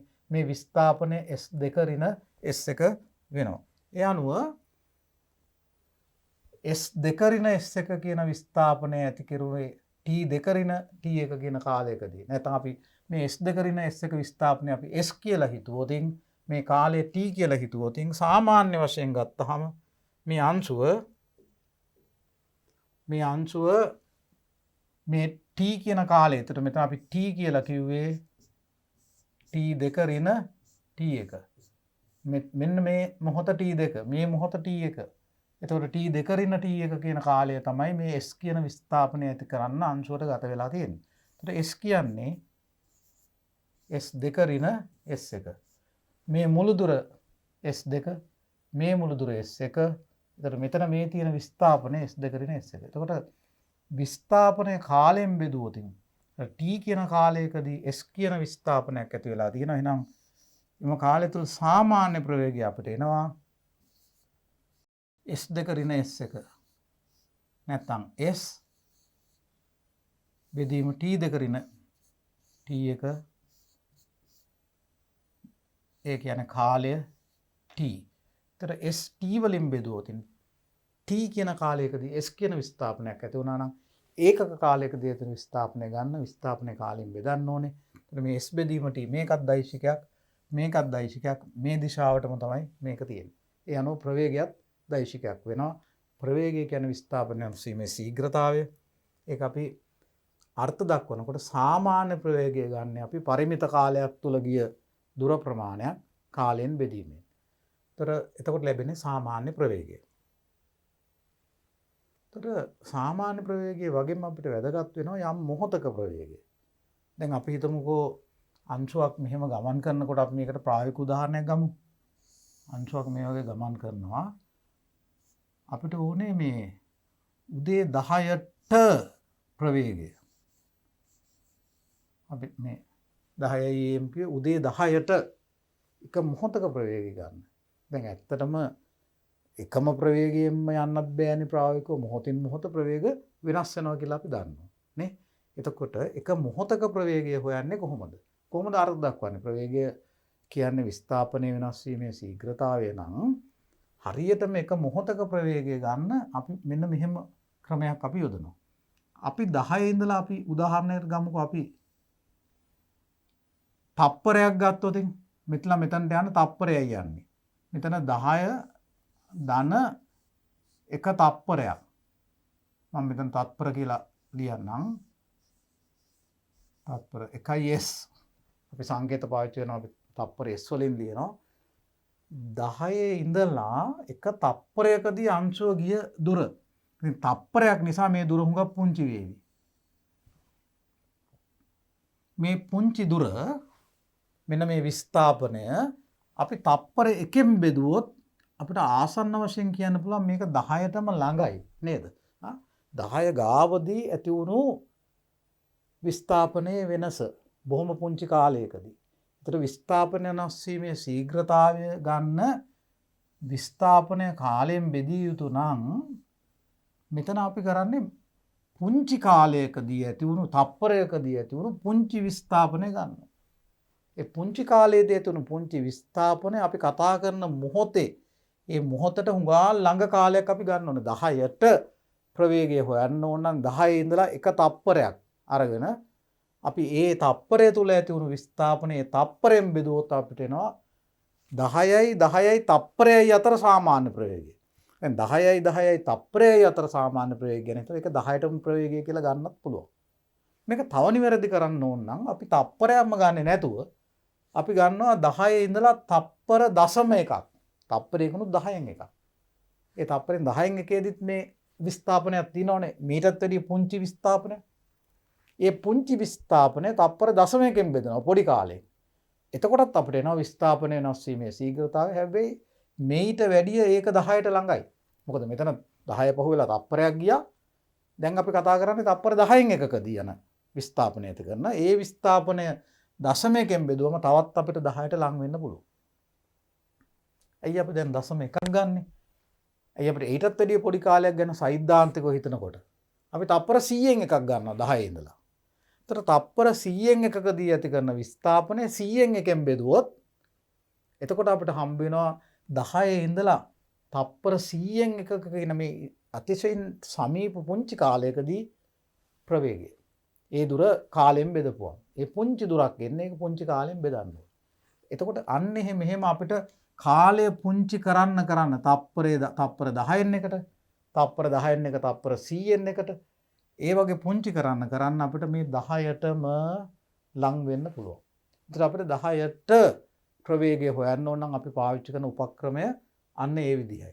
එතකොට දැන් මේක බලන්නකො ගණිතමය කියනකොට යම් මොහොතක ප්‍රවේගය කොහොමද ගන්නෙ කියලා. එතකොට ඕ කියන ලක්ෂයේ ඉඳලා විස්ථාපනමයි ඉන්නේ. කාලය t වෙනකොට විස්ථාපනය s.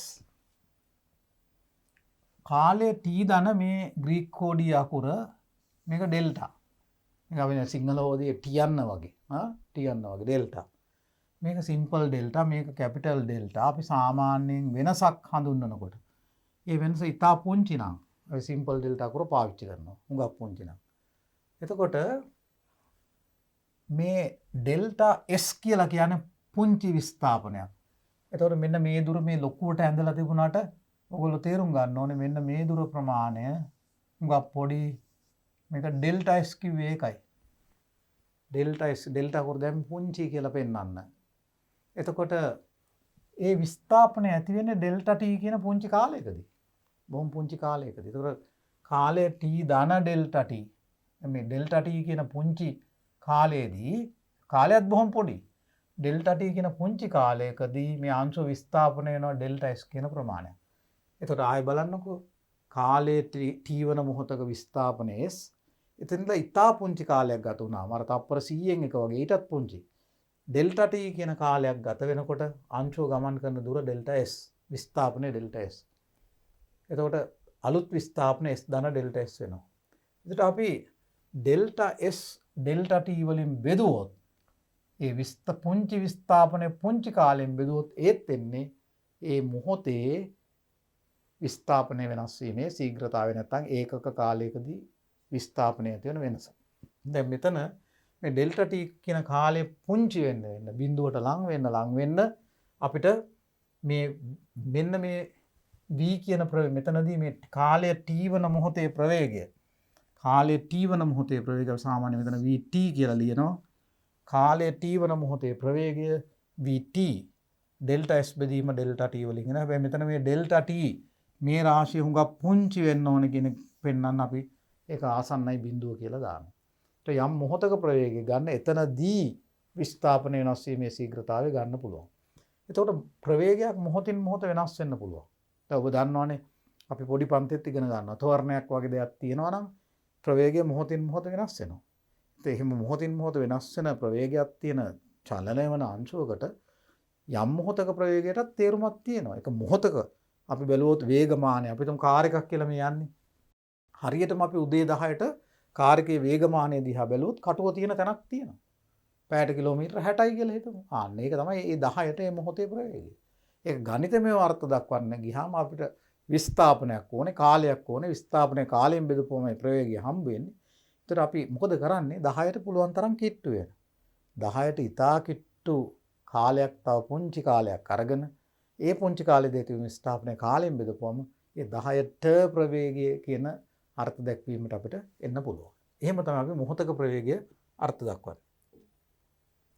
ඊළඟට ඒකාකාර ප්‍රවේගය කියන්නේ මොකක්ද? යම් චලිතයක ඒ චලිතයේ මුළු කාලය තුලම අපි ගන්නකොට ඒ චලිතයේ ඕනම මොහොතක අපි ගන්නා කාලේ ඕනම මොහොතක ප්‍රවේගය ඒ චලිතයේ සාමාන්‍ය ප්‍රවේගයට සමාන නැහැ. කියන්නේ ඕනම වෙලාවක ප්‍රවේගය ගත්තොත් අර සාමාන්‍ය ප්‍රවේගයමයි එන්නේ.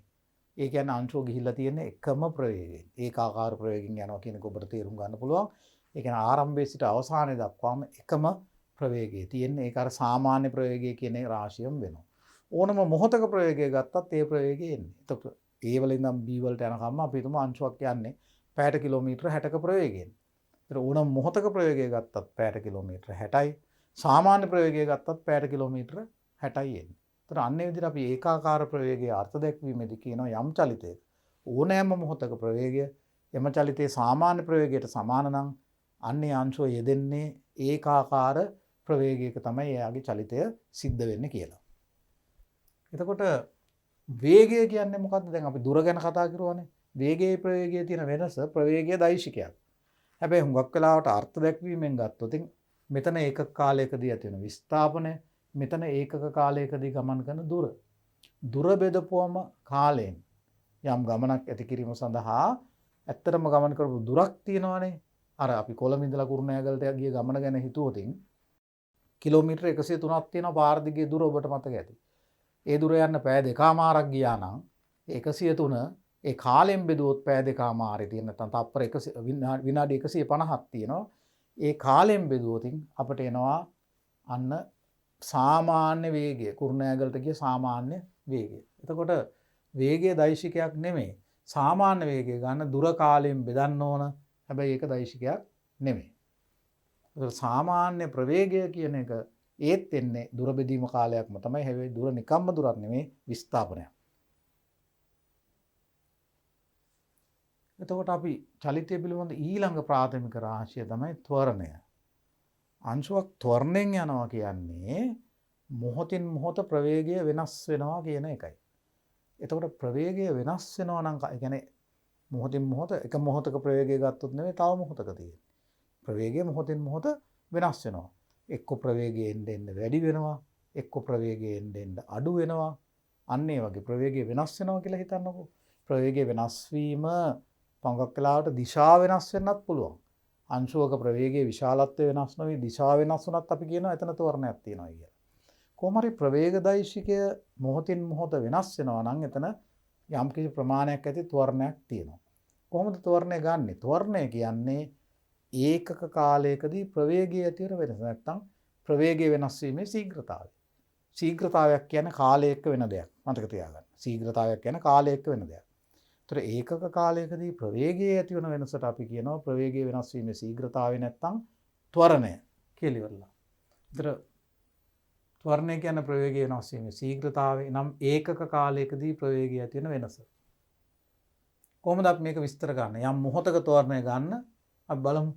අර වගේම තමයි කාලය තීවන මොහොතක අංශුවේ ප්‍රවේගය v. එතන ඉඳලා ඉතා පුංචි කාලයක් ගත වෙනකොට ඩෙල්ටා t කියන බොහොම පුංචි කාලයක්. ඩෙල්ටා t කියන බොහොම පුංචි කාලයක් ගත වෙනකොට අංශුවේ ප්‍රවේගය අංශුව මෙතනට යනවා. කාලය දැන් t දන ඩෙල්ටා t කියන පොඩි කාලයකදී ප්‍රවේගය වෙනස් වෙලා තියෙනවා ඩෙල්ටා v වලින්. දැන් ප්‍රවේගය v දන ඩෙල්ටා v. මේ ප්‍රවේග වෙනස ඩෙල්ටා v අපි බෙදුවොත් මේ කාලයෙන් ඩෙල්ටා t වලින් අපිට ලැබෙන්න ඕනේ ප්‍රවේගය වෙනස් වීමේ ශීඝ්‍රතාවය මෙතනදී. ඒතර මේ ඩෙල්ටා t හුඟක් පුංචි නම්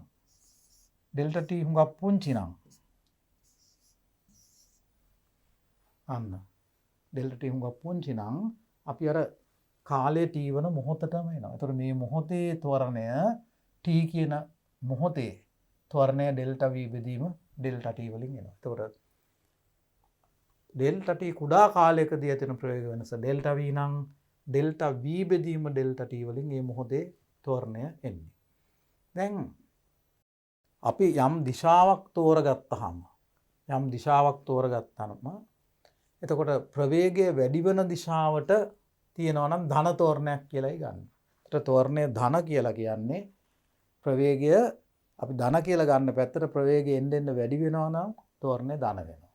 ප්‍රවේගය එන්න අඩු වෙනවා නම් අපි මේකට මන්දනයක් කියලාත් කියනවා.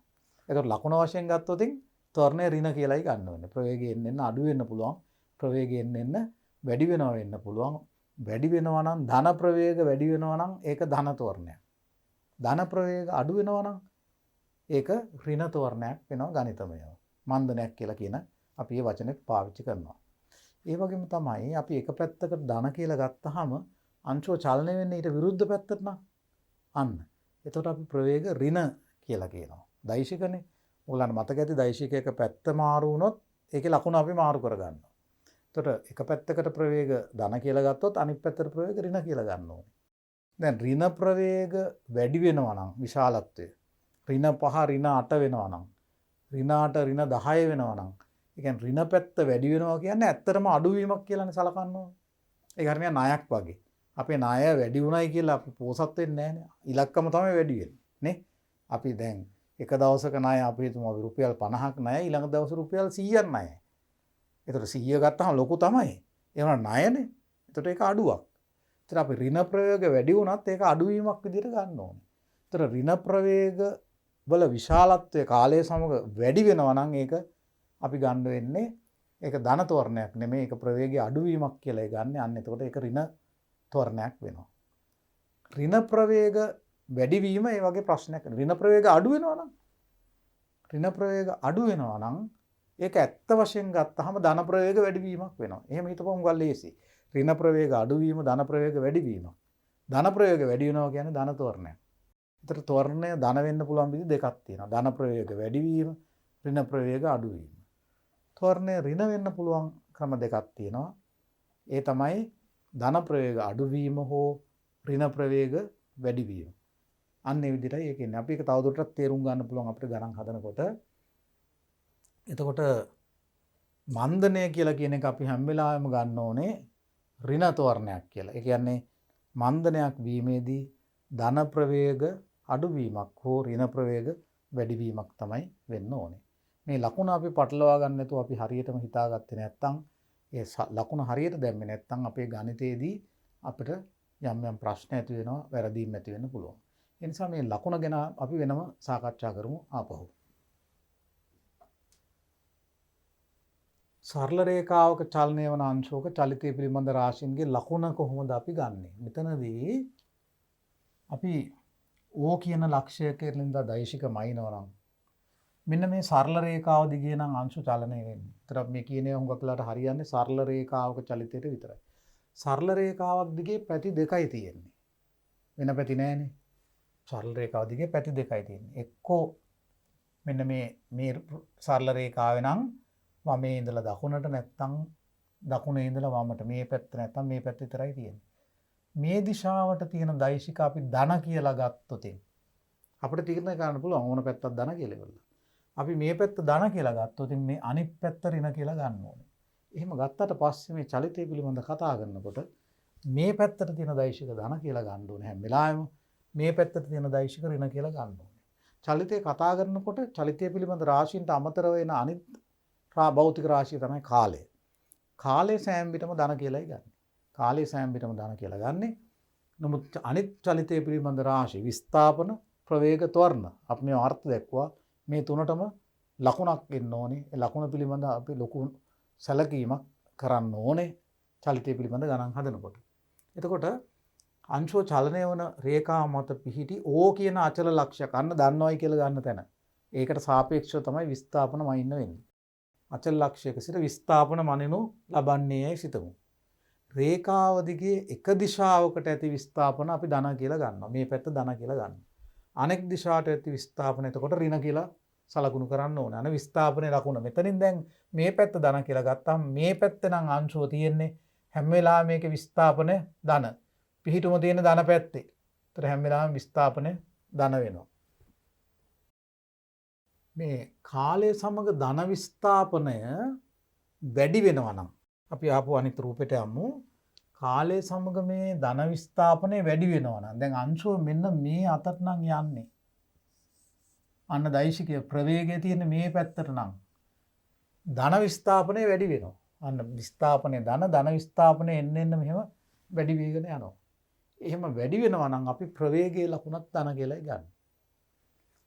ධන විස්ථාපනය වැඩි වෙනවා වගේම දෙයක් තමයි වෙන්නේ ඍණ විස්ථාපනය අඩු වෙනවා නම් දැන් බලන්නකෝ අංශුව මේ පැත්තේ තිබුණොත් විස්ථාපනය ඍණ මේ පැත්තේ තිබුණොත් විස්ථාපනය ඍණ අපිට මෙතන තියෙන කියලා අංශුව මේ විස්ථාපනය ඍණ හැබැයි අංශුව එන්නේ මේ පැත්තට නම් ඍණ පැත්තේ තිබුණත් අංශුව එන්නේ මේ පැත්තට නම් ප්‍රවේගය ධන වෙනවා මොකද ඔයගොල්ලෝ බලන්නකෝ මෙහෙම එනකොට මේ ඍණ විස්ථාපනය එන්න අඩු වෙනවා දැන් මේ යන ගමනේදී මේ පැත්තේ නම් ධන විස්ථාපනය වැඩි වෙනවා මේ පැත්තේ නම් ඍණ විස්ථාපනය අඩු වෙනවා ඍණ විස්ථාපනය අඩු වෙනවා කියන එක ඇත්තටම හිතලා බලුවොත් හොඳට ධන විස්ථාපනය වැඩි වෙනවා වගේම වැඩක් වෙන්නේ මේ පැත්තටමනේ එන්නේ ඒතර මේ දිශාව ගත්තත් අපිට පැහැදිලිව පේනවා එකම දිශාව මෙන්න මේ ප්‍රවේග ධන වෙනවා එතකොට ධන විස්ථාපනය වැඩි වෙනවා නම් හෝ ඍණ විස්ථාපනය අඩු වෙනවා නම් අපි ප්‍රවේගය ධන කියලා කියනවා ඒතර විස්ථාපනයේ ලකුණු බොහොම ලේසි තෝරගත්ත ලක්ෂණ තෝරගත්ත පැත්තේ නම් අංශුව තියෙන විස්ථාපනය ධන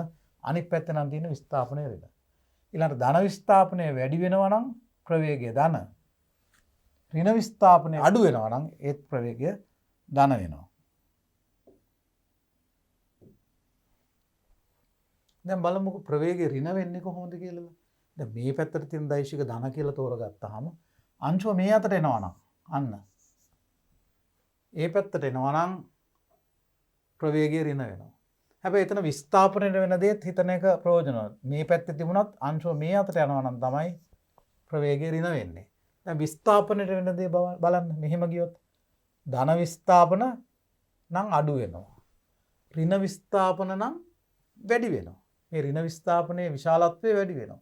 එතකොට ඍණ වැඩිවීම කියන්නේ ධන අඩුවීමක්. අර මම කලින් කිව්වා වගේ ණය වගේ තමයි. එතකොට ඔයගලන්ට පේනවා ඇති ප්‍රවේගය මේ අතර තියෙනකොට ධන විස්ථාපන අඩු වෙනවා. ඒත් ධන විස්ථාපන වල අඩුවීම හෝ ඍණ විස්ථාපන වල වැඩිවීම අපි ඍණ ප්‍රවේගයක් කියලා කියන්නේ නැත්නම් මන්දනයක් කියලා කියන්නේ මේ සම්මුතිය අනුව. අපි මේ ගත්ත ලකුණ අනුව. අපි මේ පැත්තට ධන කියලා ගත්තොත් මේ අතර තියෙන ප්‍රවේග කොටින් කියනවා නම් අංශුව මේ පැත්තේ තිබුණත් මේ පැත්තේ තිබුණත් මේ පැත්තට තියෙන ප්‍රවේග ඍණ වෙනවා. මේ පැත්තට තියෙන ප්‍රවේග ඍණ වෙනවා. දැන් ඔයගලන්ට පේනවා ඇති යම් මොහොතක සරල දැන් ඉතා සරල චලිතයක් අපි ගන්නෙ. සරල රේඛාවක් දිගේ චලිතයක් අපි ගන්නෙ. එහෙම ගත්තත් ඔයගලන්ට පේනවා ඇති එම චලිතයේ පවා පැති දෙක අනුව මේ රාශි වලට ලකුණක් එන්න පුළුවන් කියන එක. ඒ නිසා ලකුණ ගැන බොහොම උනන්දුවෙන් අපි හිතන්න පුරුදු වෙන්නට ඕනේ. දැන් මෙතන මේ දීලා තියෙන මේ කතාව තමයි කාලය සමග ධන විස්ථාපනය වැඩි වේ නම් හෝ ඍණ විස්ථාපනය අඩු වේ නම් ප්‍රවේගයේ ලකුණ ධන වෙනවා. ධන විස්ථාපනය අඩු වේ නම් හෝ ඍණ විස්ථාපනය වැඩි වෙනවා නම් ප්‍රමාණය ප්‍රවේගයේ ඍණ වෙනවා. ඒතර යම් මොහොතක ප්‍රවේගයේ ලකුණ ඒ මොහොතේ විස්ථාපනයේ ලකුණෙන් ස්වායත්තයි. විස්ථාපනයේ ලකුණ මත රඳා පවතින. අන්න ඒක අනිත් දේ මතක තියාගන්න තියෙන. ඒ කියන්නේ විස්ථාපනයේ ධන වෙලා ප්‍රවේගයේ ඍණ වෙන්න පුළුවන්. විස්ථාපනයේ ඍණ වෙලා තියෙද්දි ප්‍රවේගය ධන වෙන්න පුළුවන්. ඒ නිසා ප්‍රවේගය ධන උනායි කියලා විස්ථාපනයේ ලකුණ එකෙන් හිතන්නත් බෑ. විස්ථාපනයේ ධන උනායි කියලා ප්‍රවේගයේ ලකුණත් එකෙන් හිතන්න බෑ. හරියට බලන්නේ නැතුව. එකක ලකුණෙන් අනික කියන්න බෑ. එකක ලකුණෙන් අනික ලකුණ ස්වායත්තයි. කියන්නේ නිදහස්. ඒකයි එතන කියන්නේ. ඒ වගේම තමයි ත්වරණයේ ලකුණ. දැන් ත්වරණය ගත්තාම ඒකත් අර වගේම කතන්දරයක් කියන්න තියෙන්නේ. අංශුව කොහෙ තිබුණත් ධන ප්‍රවේග වැඩි වෙනවා නම් ත්වරණය ධන. ධන ප්‍රවේග කියන්නේ එතකොට කොයි පැත්තට තියෙන අර ධන කියලා ගත්ත පැත්තට තියෙන ප්‍රවේග තියෙනවනේ. ඒ ප්‍රවේග කාලය එක්ක වැඩි වෙනවා නම් ත්වරණය ධන. ඍණ ප්‍රවේග ගත්තොත් ත්වරණය ධන වෙන්න මොකද වෙන්න ඕනේ? ඍණ ප්‍රවේග අඩු වෙන්න ඕනේ. ඍණ ප්‍රවේගයේ විශාලත්වය අඩු වෙනවා කියන්නේ ධන ප්‍රවේග වැඩි වෙනවා කියන එකයි. ඒකම තමයි. එතකොට ධන ප්‍රවේග වැඩිවීම ධන ත්වරණයක් ඍණ ප්‍රවේග අඩුවීමත් ධන ත්වරණයක් වෙනවා. දැන් මේක පොඩ්ඩක් පැටලෙන තැනක්. මොකද ඍණ ප්‍රවේගයක් අඩු වෙනකොට දැන් ඍණ 5 තිබුණු ප්‍රවේගය ඍණ 3 වෙනවා. ඍණ 5 ඍණ 3 වෙනකොට අපි හිතනවා අනේ මේ විශාලත්වය අඩු වුණානේ. ප්‍රවේගය අඩු වුණා වගේනේ පේන්නේ 5 3 වුණා. එතකොට අපිට හිතෙන්න පුළුවන් මේ ප්‍රවේගය අඩු වෙන හින්දා ත්වරණය ඍණ මන්දනයක් තියෙන්නේ කියලා. ඒ වුණාට දිශාව විතා වැදගත්. ඒකයි වැඩේ. දැන් අඩු වෙලා තියෙන්නේ ධන ප්‍රවේගයක් නෙවෙයිනේ. අඩු වෙලා තියෙන ඍණ ප්‍රවේගයක්. ඒත් ඍණ 5 ඍණ 3 උණයි කියන්නේ වැඩිවීමක් ඇත්තටම ගණිතමයව බලනකොට.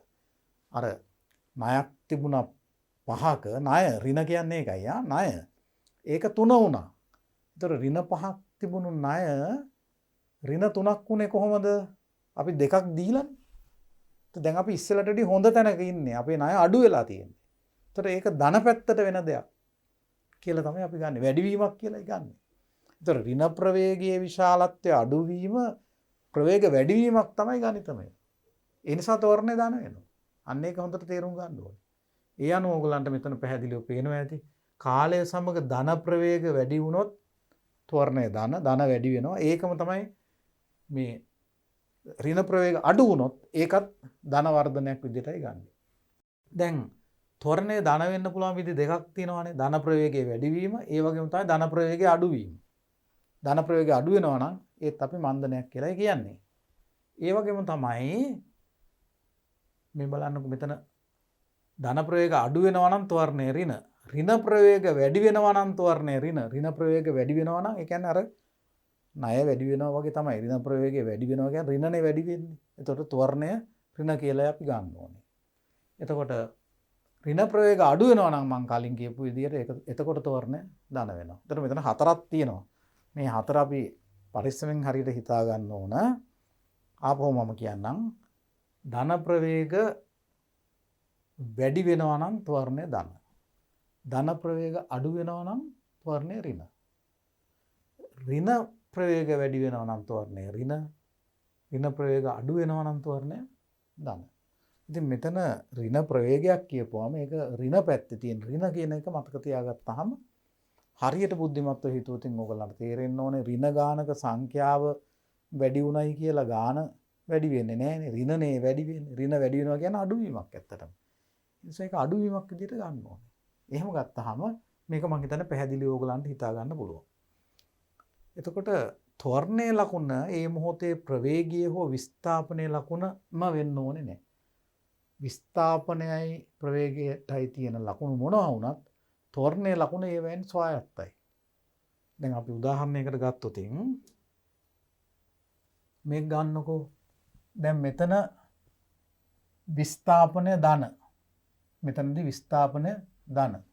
අංශු වෙන මෙතන තියෙන අවස්ථාව අපි ගත්තොත් විස්ථාපනය ධන. ධන පැත්තේනේ තියෙන්නේ. අපි තුමා අංශු යන්නේ මේ පැත්තට. අංශුව මේ පැත්තට යනවා නම් ප්‍රවේගයක් ධන.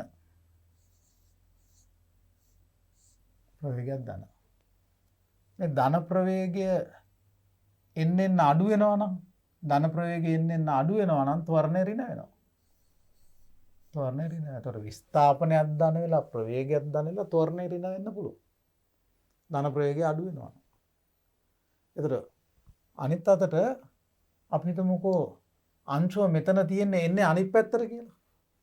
දැන් විස්ථාපනය ධන හැබැයි ප්‍රවේගය ඍණ. මේ ප්‍රවේගය මේ මොහොතේ 5යි තව ටිකකින් මේ පැත්තට 3 වෙනවා. දැන් ඕගලන්ට කියන්න පුළුවන් ත්වරණයේ ලකුණ මොකද්ද කියලා මෙතන. ත්වරණයේ ලකුණ මොකද්ද? විස්ථාපනය ධන. ප්‍රවේග ඍණ. ඍණ ප්‍රවේගය ඍණ 5 ඍණ 3 වුණා. ඍණ 5 ඍණ 3 වුණා. ඒතර ඍණ 5 ඍණ 3 වීම වැඩිවීමක්ද අඩුවීමක්ද? ඇත්ත කතන්දරේ මේ දිශාවත් එක්ක ගත්තාම මේක ධන වුණාට ඍණනේ. අපි මේ පැත්ත ධන කියලා ගත්තාම මේ ප්‍රවේගය ඍණ. ඍණ 5 ඍණ 3 වෙලා තියෙන්නේ. ඍණ 5 ඍණ 3 වුණා කියන්නේ ප්‍රවේගය වැඩි වෙනවා දැන් එන්න එන්න. ගණිතමය බැලුවොත් ප්‍රවේගය වැඩි වෙනවා. ඇයි ඍණ 5නේ ඍණ 3 වෙලා තියෙන්නේ. ඍණ අඩු වෙනවා කියන්නේ ධන වැඩි වීමක්. ඒත් මේක හරියට ධන ප්‍රවේගයේ වැඩි වීමක් වගේ. ඒත් කාලය සමග ධන ප්‍රවේගය වැඩි වෙනවා නම් අපි ත්වරණය ධන කියලා ගන්න ඕනේ. ඒතර මේ ගමනේ මෙන්න මේ චලිතයේදී විස්ථාපනය ධන ප්‍රවේගය ඍණ හැබැයි තෝරණයක් ධන. ඒකේ වෙලාව අනුව බලන්න ඕනේ. ඒකයි මම මේ කියන්න හදන්නේ. ඒ කියන්නේ විස්ථාපනයේ ලකුණ හා ප්‍රවේගයේ ලකුණ පමණක් බැලීමෙන් තෝරණයේ ලකුණ කියන්න බෑ. ඒ ප්‍රවේග වෙනස් වෙන විදිය, ඒ ප්‍රවේගවල ලකුණ, ඒ දේවල් අධ්‍යයනය කරලා තමයි මේක තේරුම් ගන්න ඕනේ. හැබැයි මේක අමාරු දෙයක්ුත් නෙමෙයි. හරියට පිළිවෙල තේරුම් ගත්තාම, අවබෝධයක් ගත්තාම මේක එච්චර අමාරු දෙයක් වෙන්නේ නැහැ. ඒ නිසා ඒ විදිහට මේ කරුණු වල ලකුණ මතක තියාගන්න ඕනේ, ලකුණ තේරුම් ගන්න ඕනේ. විතර මේ රාශීන්ගේ ඒකක ගත්තොත් අපිට සාමාන්‍ය ලැබෙන බොහෝ ඒකකවල SI ක්‍රමයේ ඒකක ලැබෙනවා. විස්ථාපනය අපි SI ක්‍රමයේදී මීටර වලින් වක් වෙලාට මයින්නවා නැත්නම් කිලෝමීටර වලින් මයින්නවා. මීටර 1000ක් කිලෝමීටරයි. එතකොට ප්‍රවේගය අපි පැයට කිලෝමීටර නැත්නම් තප්පරයට මීටර වලින් තමයි මයින්නේ. පැයට කිලෝමීටර නැත්නම් තප්පරයට මීටර. මොකද විස්ථාපනය කාලයෙන් බෙදුනහම ඒ කාලේ ඍණ එකක් අපි දාන්න ඕනේ. ඒක ලියන විදියත් මම හිතන්නේ SI ක්‍රමය ඔබ දන්නවා තප්පරයට මීටර. මේකේ තේරුම මීටර බෙදීම තප්පර කියන එකයි. මීටර බෙදීම තප්පර. මේකේ තේරුම කිලෝමීටර බෙදීම පැය. කිලෝමීටර බෙදීම පැය. එතකොට අන්න ප්‍රවේගයේ ඒකක එක්ක තප්පරයට මීටර නැත්නම් පැයට කිලෝමීටර. ත්වරණය කියන්නේ ප්‍රවේග වෙනසක් අපි කාලයෙන් බෙදන්න ඕන. ප්‍රවේගය වෙනස් වීමේ ශීඝ්‍රතාවය. එතකොට ප්‍රවේග වෙනස ඒකේ ඒකක මොනවද? ඒකේ ඒකක ප්‍රවේගයේ ඒකක වෙනවා. එතකොට ත්වරණයක් ගන්න ප්‍රවේගයේ ඒකක තප්පරයට මීටරනේ. ප්‍රවේගයේ ඒකක තප්පරයට මීටර. එතකොට තප්පරයට මීටර කියන මේ ප්‍රවේගයේ ඒකකය තප්පරයට මීටර කියන ප්‍රවේගයේ ඒකකය අපි ආපහු කාලයෙන් බෙදන්න ඕනේ. එතකොට ප්‍රවේග වෙනස කාලයෙන් බෙදන්න ඕනේ. ප්‍රවේගය වෙනස් වීමේ ශීඝ්‍රතාවය ත්වරණය ගන්නකොට. කාලයේ ඒකකය වෙන්නේ ආපහු තප්පර. එතකොට තප්පරයට මීටර නැවත තප්පර වලින් බෙදෙන්න ඕනේ. තප්පරයට මීටර නැවත තප්පර වලින් බෙදෙන්න ඕනේ. එතකොට අපි මේ ඒකකය අපි සාමාන්‍යයෙන් ලියනවා තප්පර වර්ගයට මීටර කියලා. තප්පර ඍණ 2 මීටර. තප්පර වර්ගයට මීටර කියන එකයි ත්වරණයේ ඒකක වෙන්නේ හුඟක් වෙලාවට. එතකොට මෙන්න මේ ඒකක ගැනත් අපි මතක තියාගන්න ඕන. ගානක් හදනකොට හැම පියවරෙන් පියවරට මේ ඒකක ලියන්න ඕනේ නැහැ. මොකද අන්තිම උත්තරේ ඒකක දෙන්න මතක තියාගන්න ඕනේ. ඒක වැදගත් වෙනවා. අන්තිම උත්තරේ ඒකකේ හරියට මතක තියාගෙන ඉඳලා ලැබිය යුතු ඒකකය හරියට SI ක්‍රමයේ ඒකක වලින් උත්තරේ දාන එක උසස් පෙළ භෞතික විද්‍යාවේදී වැදගත් වෙනවා. ඊළඟට අපි අද කරන්න යනවා මේ දක්වා චලිතය පිළිබඳ හැඳින්වීමක් කෙරුවේ. ඒ මූලික රාශි අර්ථ දැක්වුවා, ඒකක කතා කරුවා, ලකුණ කතා කරුවා. ඒතර මූලික රාශි අපි දන්නවා චලිතය පිළිබඳව මූලික රාශි 4ක් තියෙනවා. විස්ථාපන, ප්‍රවේග, ත්වරණ හා කාලය. මේ භෞතික රාශි 4 තමයි මෙතන සම්බන්ධ වෙන්නේ. එතකොට මේ රාශි සරල රේඛාවක චලිතය සඳහා මේ රාශි සම්බන්ධ කරන සමීකරණ කීපයක් තියෙනවා. ඇත්තටම සමීකරණ 4ක් තියෙනවා. මේ අපි සාමාන්‍ය පෙළදීත් ඉගෙන ගන්න තියෙනවා. අපි නැවත ඉගෙන ගන්න යනවා. ඒ ආශ්‍රයෙන් අපි සාමාන්‍ය පෙළ හැදුවට වැඩිය ටිකක් ගැඹුරු, තමයි ටිකක් අමාරු ගණන් අපිට හදන්න වෙනවා. එතකොට මේ තියෙන චලිතය පිළිබඳ සමීකරණ සරල රේඛාවක නියත ත්වරණයකින් චලනය වන අංශුවක චලිතය සම්බන්ධ ප්‍රවේග විස්ථාපන කාල ත්වරණ කියන මේ භෞතික රාශි 4 සම්බන්ධ කරන සරල සමීකරණ 4ක් ගොඩනගාගෙන ඒවා ආශ්‍රිතව චලිතය පිළිබඳ ගැටලු විසඳන්න පුළුවන්. මේ සමීකරණ හැබැයි නිවැරදි වෙන්නේ මෙන්න මේ කොන්දේසි යටතේ. ඒකත් හරියට මතක තියාගන්න ඕනේ. සමීකරණ නිවැරදි වෙන්න නම් ඒවා හරියට දාන්න ඕනේ. ඒ නියම තත්ත්වයටදී දාන්න ඕනේ. මොනවද මේ කොන්දේසි? සමීකරණ නිවැරදි වෙන්නේ සරල රේඛාවක චලිතයට විතරයි. ඒතර සරල රේඛාවක් දිගේ ගමන් කරන අංශුවක් ඇරෙන්න වක්‍රයක ගමන් කරන අංශුවකට මේක දාන්න බෑ. දැන් ගුරුත්වය යටතේ ආනත චලිතය වගේ තැනකදීත් අපි මේ සමීකරණ දානවා. හැබැයි අපි ඒ ආනත චලිතය අපි සරල රේඛා දෙකක චලිතයක් බවට විභේදනය කරගෙන කඩාගෙන තමයි හදන්නේ. ඒතර මේවා දාන්න පුළුවන් සරල රේඛාවක චලිතයට විතරයි යොදවා ගන්න පුළුවන් මේ සමීකරණ. දෙවැනි එක සමීකරණ යොදන කාලය තුල අංශුවර තියෙන්න ඕනේ ඒකාකාර ත්වරණයක්. අන්න සමීකරණය යොදන්නේ යම් කාල පරතරයක් සඳහාද ඒ කාල පරතරය තුල අනිවාර්යෙන් ත්වරණය නියතව තියෙන්න ඕනේ. ත්වරණය නියතව තියෙන්න ඕනේ. ඒකාකාර ත්වරණයක් තියෙන්න ඕනේ. ඊළඟට ආරම්භයේදී ඒ කියන්නේ අපි දැන් මේ සමීකරණේ දානකොට කාලය බිඳුවයි කියලා ගන්නවානේ. ඒ කාලය බිඳුවයි කියලා සලකන වෙලාවේ අංශුව තිබුණු තැනක් තියෙනවනේ සරල රේඛාව උඩ. එතන ඉඳලා තමයි විස්ථාපන වයින්න ඕනේ. ඇත්තදේ නම් ඕනම දන්නා තැනක ඉඳලා විස්ථාපන වයින්න පුළුවන්. සාමාන්‍යයෙන් අර්ථ දැක්වීම අනුව. එනකොට මේ ගණන් හදනකොට විස්ථාපන ඕන තැන් ඉඳලා මයින්න බෑ. විස්ථාපනය මයින්න ඕනේ අංශුව කාලය බිඳුවයි කියලා ගන්න වෙලාවේ තිබුණු තැන ඉඳලාමයි. සරල රේඛාව දිගේ සරල රේඛාව මත තියෙන ලක්ෂයක් ගන්න ඕනේ. අංශුව තියෙන සරල රේඛාව උඩනේ යන්නේ සරල රේඛාව දිගේනේ. ඒතර ඒ තිබුණු තැන ඉඳලා අපි අනිවාර්යෙන් විස්ථාපනය මනින්න ඕන. එතකොට t සමානයි බිඳුව වෙත අංශුව පැවතුණු ස්ථානයේ ඉඳලා විස්ථාපන මනින්න. මේවා වැරද්දුවොත් සමීකරණේ වර්ධිනවා. හතරවෙනි කරුණ තමයි අනිත් එක අන්න ලකුණ. අපි කලින් ගත්තා වගේ සරල රේඛාව දිගේ එක පැත්තකට තියෙන දෛශික ධන කියලා ගන්න ඕනේ. එහෙම ගත්තම ඒ පැත්තට තියෙන විස්ථාපන ධන, ඒ පැත්තට තියෙන ප්‍රවේග ධන, ඒ පැත්තට තියෙන ත්වරණ ධන. අනිත් පැත්තට එතකොට ඔක්කොම දෛශික අනිත් පැත්තට තියෙන ඍණ වෙනවා. විස්ථාපන ඍණ වෙනවා, ප්‍රවේග ඍණ වෙනවා, ත්වරණ ඍණ වෙනවා. ඒතර ඒක බුද්ධිමත්ව යොදවන්න ඕනේ. අර අපි කලින් කිව්වා වගේ. මේ ලකුණු ගැන හිතනකොට අර මම කලින් කිව්වා වගේ විස්ථාපනයේ ප්‍රවේගයේ ත්වරණයේ කියන මේ රාශි තුනේ ලකුණ එකිනෙකෙන් නිදහස්. එකිනෙකෙන් ස්වායත්තයි. එකක් මත අනික රඳා පවතින්නේ නැහැ. එතකොට ඒ ලකුණ හරියට අරගෙන සමීකරණ වල ලකුණ දාන්න ඕනේ. සමීකරණේ ප්‍රවේගයක් දානකොට ප්‍රවේගයේ ධනද රින්ද කියලා හිතලා බලලා දාන්න ඕනේ. එහෙම දැම්මේ නැත්නම් සමීකරණ වර්ධිනවා. දැන් මොනවද මේ සමීකරණ? දැන් මෙතනදී අපි ගන්න සංකේත කීපයක් තියෙනවා. මේ සංකේත අපි මතක තියාගන්න ඕනේ.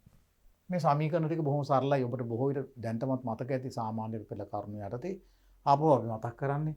අපි ගන්න සංකේත මොනවද? ආරම්භක ප්‍රවේගය ගන්නවා. ඒ කියන්නේ කාලයේ බිඳුව වෙනකොට අංශයේ ප්‍රවේගය u ආරම්භක ප්‍රවේගය. ඊළඟට චලනය වුණු කාලය අපි t කියලා ගන්නවා. විස්ථාපනය අර අපි විස්ථාපන මයින්ඩ් තෝරගත්ත ලක්ෂයේ ඉඳලා කාලයේ t වෙනකොට විස්ථාපනය s කියලා ගන්නවා. මේ දෛශික. ආරම්භක ප්‍රවේගය දෛශිකයක්, විස්ථාපනයේ දෛශිකයක්, අවසාන ප්‍රවේගය v කියලා ගන්නවා. අවසාන ප්‍රවේගයත් දෛශිකයක්. ඒතර දෛශික අතර සමීකරණයක් මෙතන තියෙන්නේ. එක අදිශය සම්බන්ධ වෙන්නේ කාලය විතරයි. එතකොට කාලයේ t ආරම්භක ප්‍රවේගය u විස්ථාපනය s අවසාන ප්‍රවේගය v කියලා ගන්නවා. මෙතන තව එක රාශියක් තියෙනවා ත්වරණය. ත්වරණය තමයි අනිත් පස්වෙනි රාශිය. මේකත් දෛශිකයක්. ත්වරණය අපි a acceleration කියන ඉංග්‍රීසි වචනෙන් අපි ගන්නෙ. ඒකට මෙන්න මේක තමයි ත්වරණය වෙන්නේ. ත්වරණයට අපි a අකුර යොදනවා. ඒ අනුව ඕගොල්ලෝ ගත්තොත් සංකේත අපිට තියෙනවා පහක්. ආරම්භක ප්‍රවේගය u, අවසාන ප්‍රවේගය v, කාලය t, විස්ථාපන s, ත්වරණය a. ඔබට මම කලින් කියපු පරිදි මේ විස්ථාපන දාන්න පුළුවන් ඒකාකාර ත්වරණයකට විතරයි. ත්වරණයත් මොහොතින් මොහොත වෙනස් වෙනවා නම් අපිට මේ සමීකරණ දාන්න බැරි වෙනවා. ප්‍රවේගය මොහොතින් මොහොත වෙනස් වෙනවා වෙන්න පුළුවන්. දැන් ඒකාකාර ත්වරණයක් තියෙනවා කියන්නේ ඒක තිබුණයි කියමුකෝ. ඒ කියන්නේ ප්‍රවේගය මොහොතින් මොහොත වෙනස් වෙනවා. ඒතර ප්‍රවේගය මොහොතින් මොහොත වෙනස් වුණාට ප්‍රවේගය වෙනස් වීමේ ශීඝ්‍රතාවය සමීකරණ යොදන කාලය තුල නියතව පැවතිය යුතුයි. එහෙම නැතුව මේ සමීකරණ යොදන්න බෑ. දැන් අපි බලමුකෝ අංශුවක් මෙන්න මෙතනින් අපි විස්ථාපනමයි ඉන්නේ. මේ තියෙන විස්ථාපනමයි ඉන්න තැන. එතකොට අංශුව මෙතනින් පටන් අරගෙන ආරම්භක ලක්ෂ්‍ය එතනින් පටන් අරගෙන මෙන්න මේ අතර ගමන් කරනවා කියලා හිතමු. අපි මෙන්න මේ පැත්තට විස්ථාපන ධන කියලා ගන්න. ආරම්භක ප්‍රවේගයේ u t සමානයි කාලයේ බිඳුව වෙනකොට. එතකොට කාලය t වෙනකොට අංශුව අවසාන ප්‍රවේගයේ v. එතකොට මෙතනදී ප්‍රවේගයේ v. මේ විස්ථාපනය s. මේ ගමනේ ත්වරණය අපි හිතමු a කියලා ඉවරලා. මේ ගමනේ ත්වරණයක් තියෙනවා. ඒ ත්වරණය a. මේ පැත්තට දෛශික ධන ත්වරණය a කියලා හිතමු. එතකොට t කියන කාලය තුල ඇති වුණු ප්‍රවේග වෙනස මොකද්ද? හැම වෙලාවෙම වෙනසක් ගන්න අන්තිම එකෙන් මුල එක අඩු කරන්න ඕනේ. එතකොටයි වෙනසක් එන්නේ. භෞතික විද්‍යාව හුඟක් තැන්වල මේ වෙනස බලන්න වෙනවා. වෙනස බලනකොට හැම වෙලාවෙම මුල එකෙන් අග එක නෙමෙයි අඩු කරන්න ඕනේ. වෙනසක් ගන්න නියම ක්‍රමය අවසානයකින් මුල එක අඩු කරන්න ඕනේ. එතකොට මෙතන ඔයගලන්ට පේනවා ඇති t කියන කාලයේදී ඇති වුණු ප්‍රවේගයේ වෙනස වෙන්නේ v ඍණ u. අවසාන ප්‍රවේගයෙන් ආරම්භක ප්‍රවේගය අඩු කරන්න ඕනේ v ඍණ u තමයි ප්‍රවේග වෙනස. එතකොට මෙතන මම විශේෂයෙන් මේක කියලා තියෙනවා වෙනසක් සෙවීමේදී අවසාන රාශියෙන් මුල් රාශිය අඩු කරන්න ඕනේ කියලා. එතකොට එනම් ප්‍රවේග වෙනස අවසාන ප්‍රවේගයේ ඍණ මුල් ප්‍රවේගයේ v ඍණ u. ප්‍රවේගය වෙනස් වීමේ ශීඝ්‍රතාවය ගන්න ප්‍රවේග වෙනස කාලයෙන් බෙදන්න ඕනේ. එතකොට ප්‍රවේගය වෙනස් වීමේ ශීඝ්‍රතාවය වෙන්නේ මේ ප්‍රවේග වෙනස කාලයෙන් බෙදුවා v ඍණ u බෙදීම t. මේක තමයි එතකොට ත්වරණය වෙන්නේ. v ඍණ u බෙදීම t ප්‍රවේගය වෙනස් වීමේ ශීඝ්‍රතාවය තමයි අපි කතා කරන ඒකාකාර ත්වරණය. a. මෙතන ඒක ලියලා තියෙනවා. v ඍණ u බෙදීම t කියන්නේ a. හරිම සරල. ඕනෙලාවක මේ සමීකරණය හදා ගන්න පුළුවන්. ප්‍රවේග වෙනස කාලයෙන් බෙදන්න. අවසාන ප්‍රවේගය v නම් මුල් ප්‍රවේගය u නම් ප්‍රවේග වෙනස v ඍණ u ගත වූ කාලය t නම් කාලයෙන් බෙදපුවම ප්‍රවේග වෙනස් වීමේ ශීඝ්‍රතාවය වෙනවා v ඍණ u බෙදීම t කියන්නේ a. එහෙනම් මේක හරස් වැඩි කෙරුවොත් v ඍණ u කියන්නේ at v සමානයි u ධන at කියන මෙන්න මේ පළවෙනි සමීකරණය එනවා. මේක පාඩම් කරගන්න ඕනේ. v සමානයි u ධන at. මේකෙන් සම්බන්ධ වෙනවා අපි කියපු රාශීන්ගෙන් හතරක්. අවසාන ප්‍රවේගය, ආරම්භක ප්‍රවේගය, ත්වරණය හා කාලය. මෙතන නැති දේ මොකද්ද? විස්ථාපනය. විස්ථාපනය නැහැ. නමුත් අපිට විස්ථාපනය සඳහා සමීකරණයකුත් ගොඩනගා ගන්න පුළුවන්. දැන් අර කලින් ගත්ත චලිතයම සලකන්න. දැන් මේ t කියන කාලයේදී අංශයේ විස්ථාපනය s නේ. විස්ථාපනය s ඒකාකාර ත්වරණයකින් කියන ප්‍රවේගය වෙනස් වෙන එක ඇත්ත. හැබැයි වෙනස් වෙන්නේ ක්‍රමානුකූලව. ඒකාකාර ත්වරණයක් තියෙන්නේ. පිළිවෙලක් ඇතුව ප්‍රවේගය වෙනස් වෙන්නේ.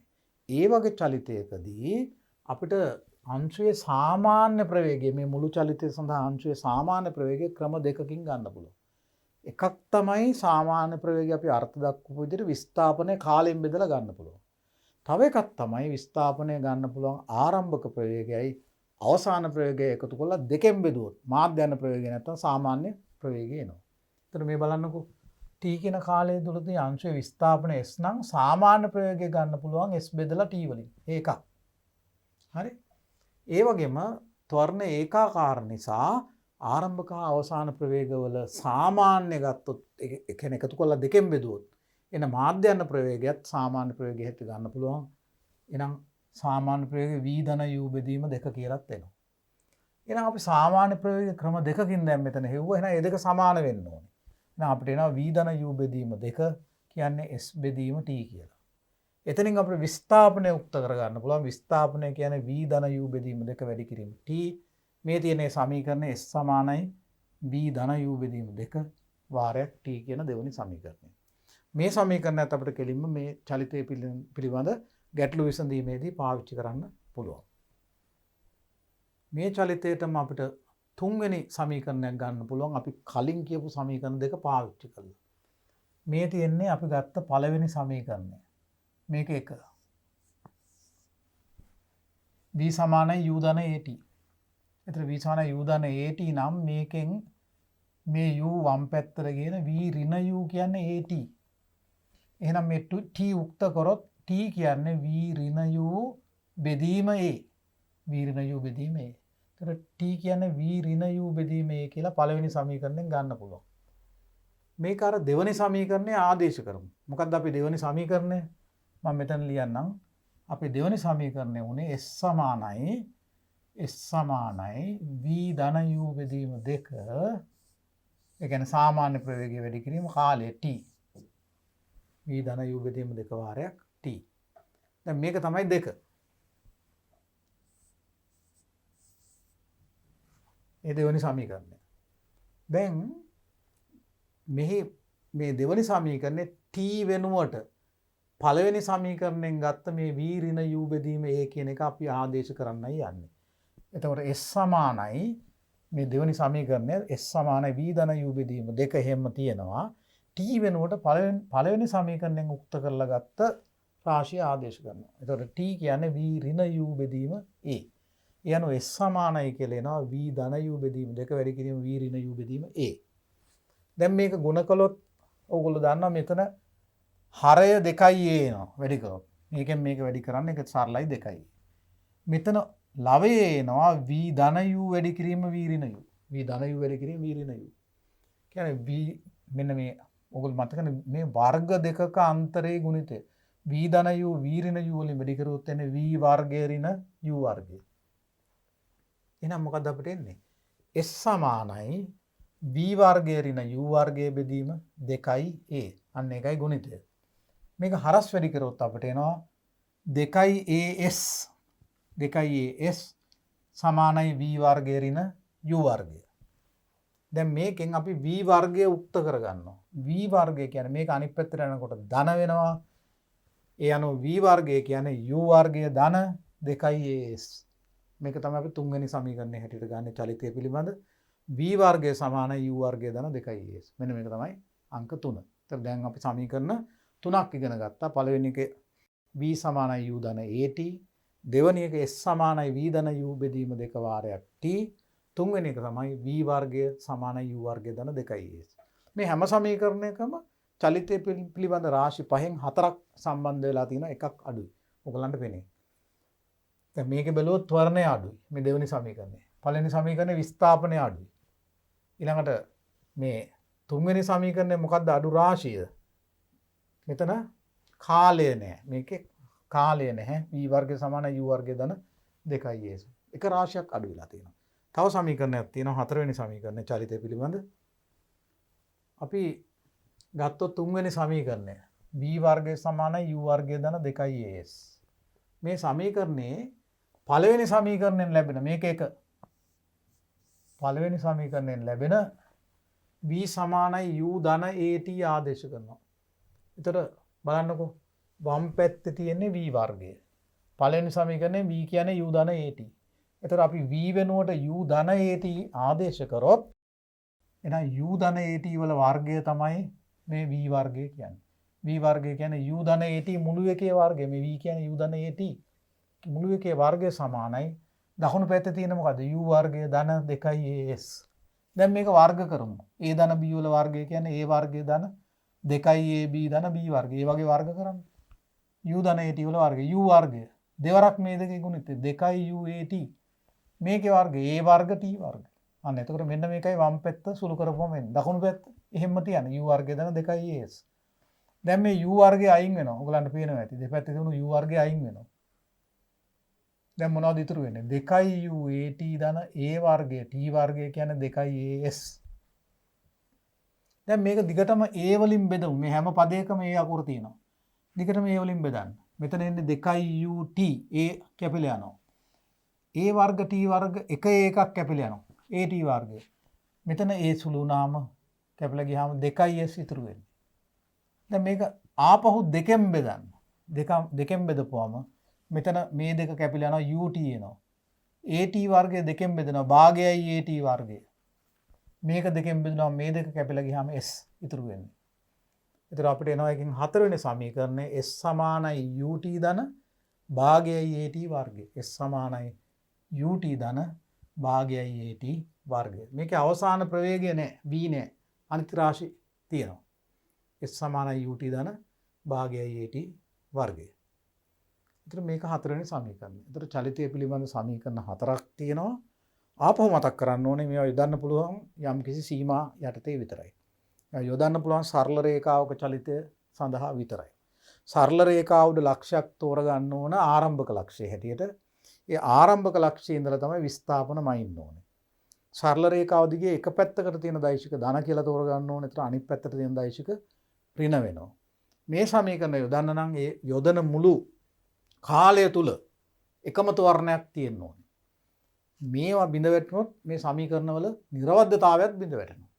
අපිට දෙන ගැටලු වලදී සාමාන්‍යයෙන් ඔය කොන්දේසි තෘප්ත වෙන විදිහට දීලා තිබුණොත් ගැටලුව අපිට මේ සමීකරණ යොදලා මේ ගාන හදන්න පුළුවන්. දැන් අපි චලිතය පිළිබඳ පළවෙනි කොටස, ඒ කියන්නේ චලිතය පිළිබඳ සමීකරණ කියන කොටස විස්තර කරුවා. ඒතර මේ සමීකරණ හතර මතක තියාගෙන අපි බලමු ඊළඟ කොටසේදී කොහොමද මේ සමීකරණ පාවිච්චි කරලා නිවැරදි ගැටලු විසඳන්න කියලා අපි උදාහරණ කිහිපයක් හදලා බලමු.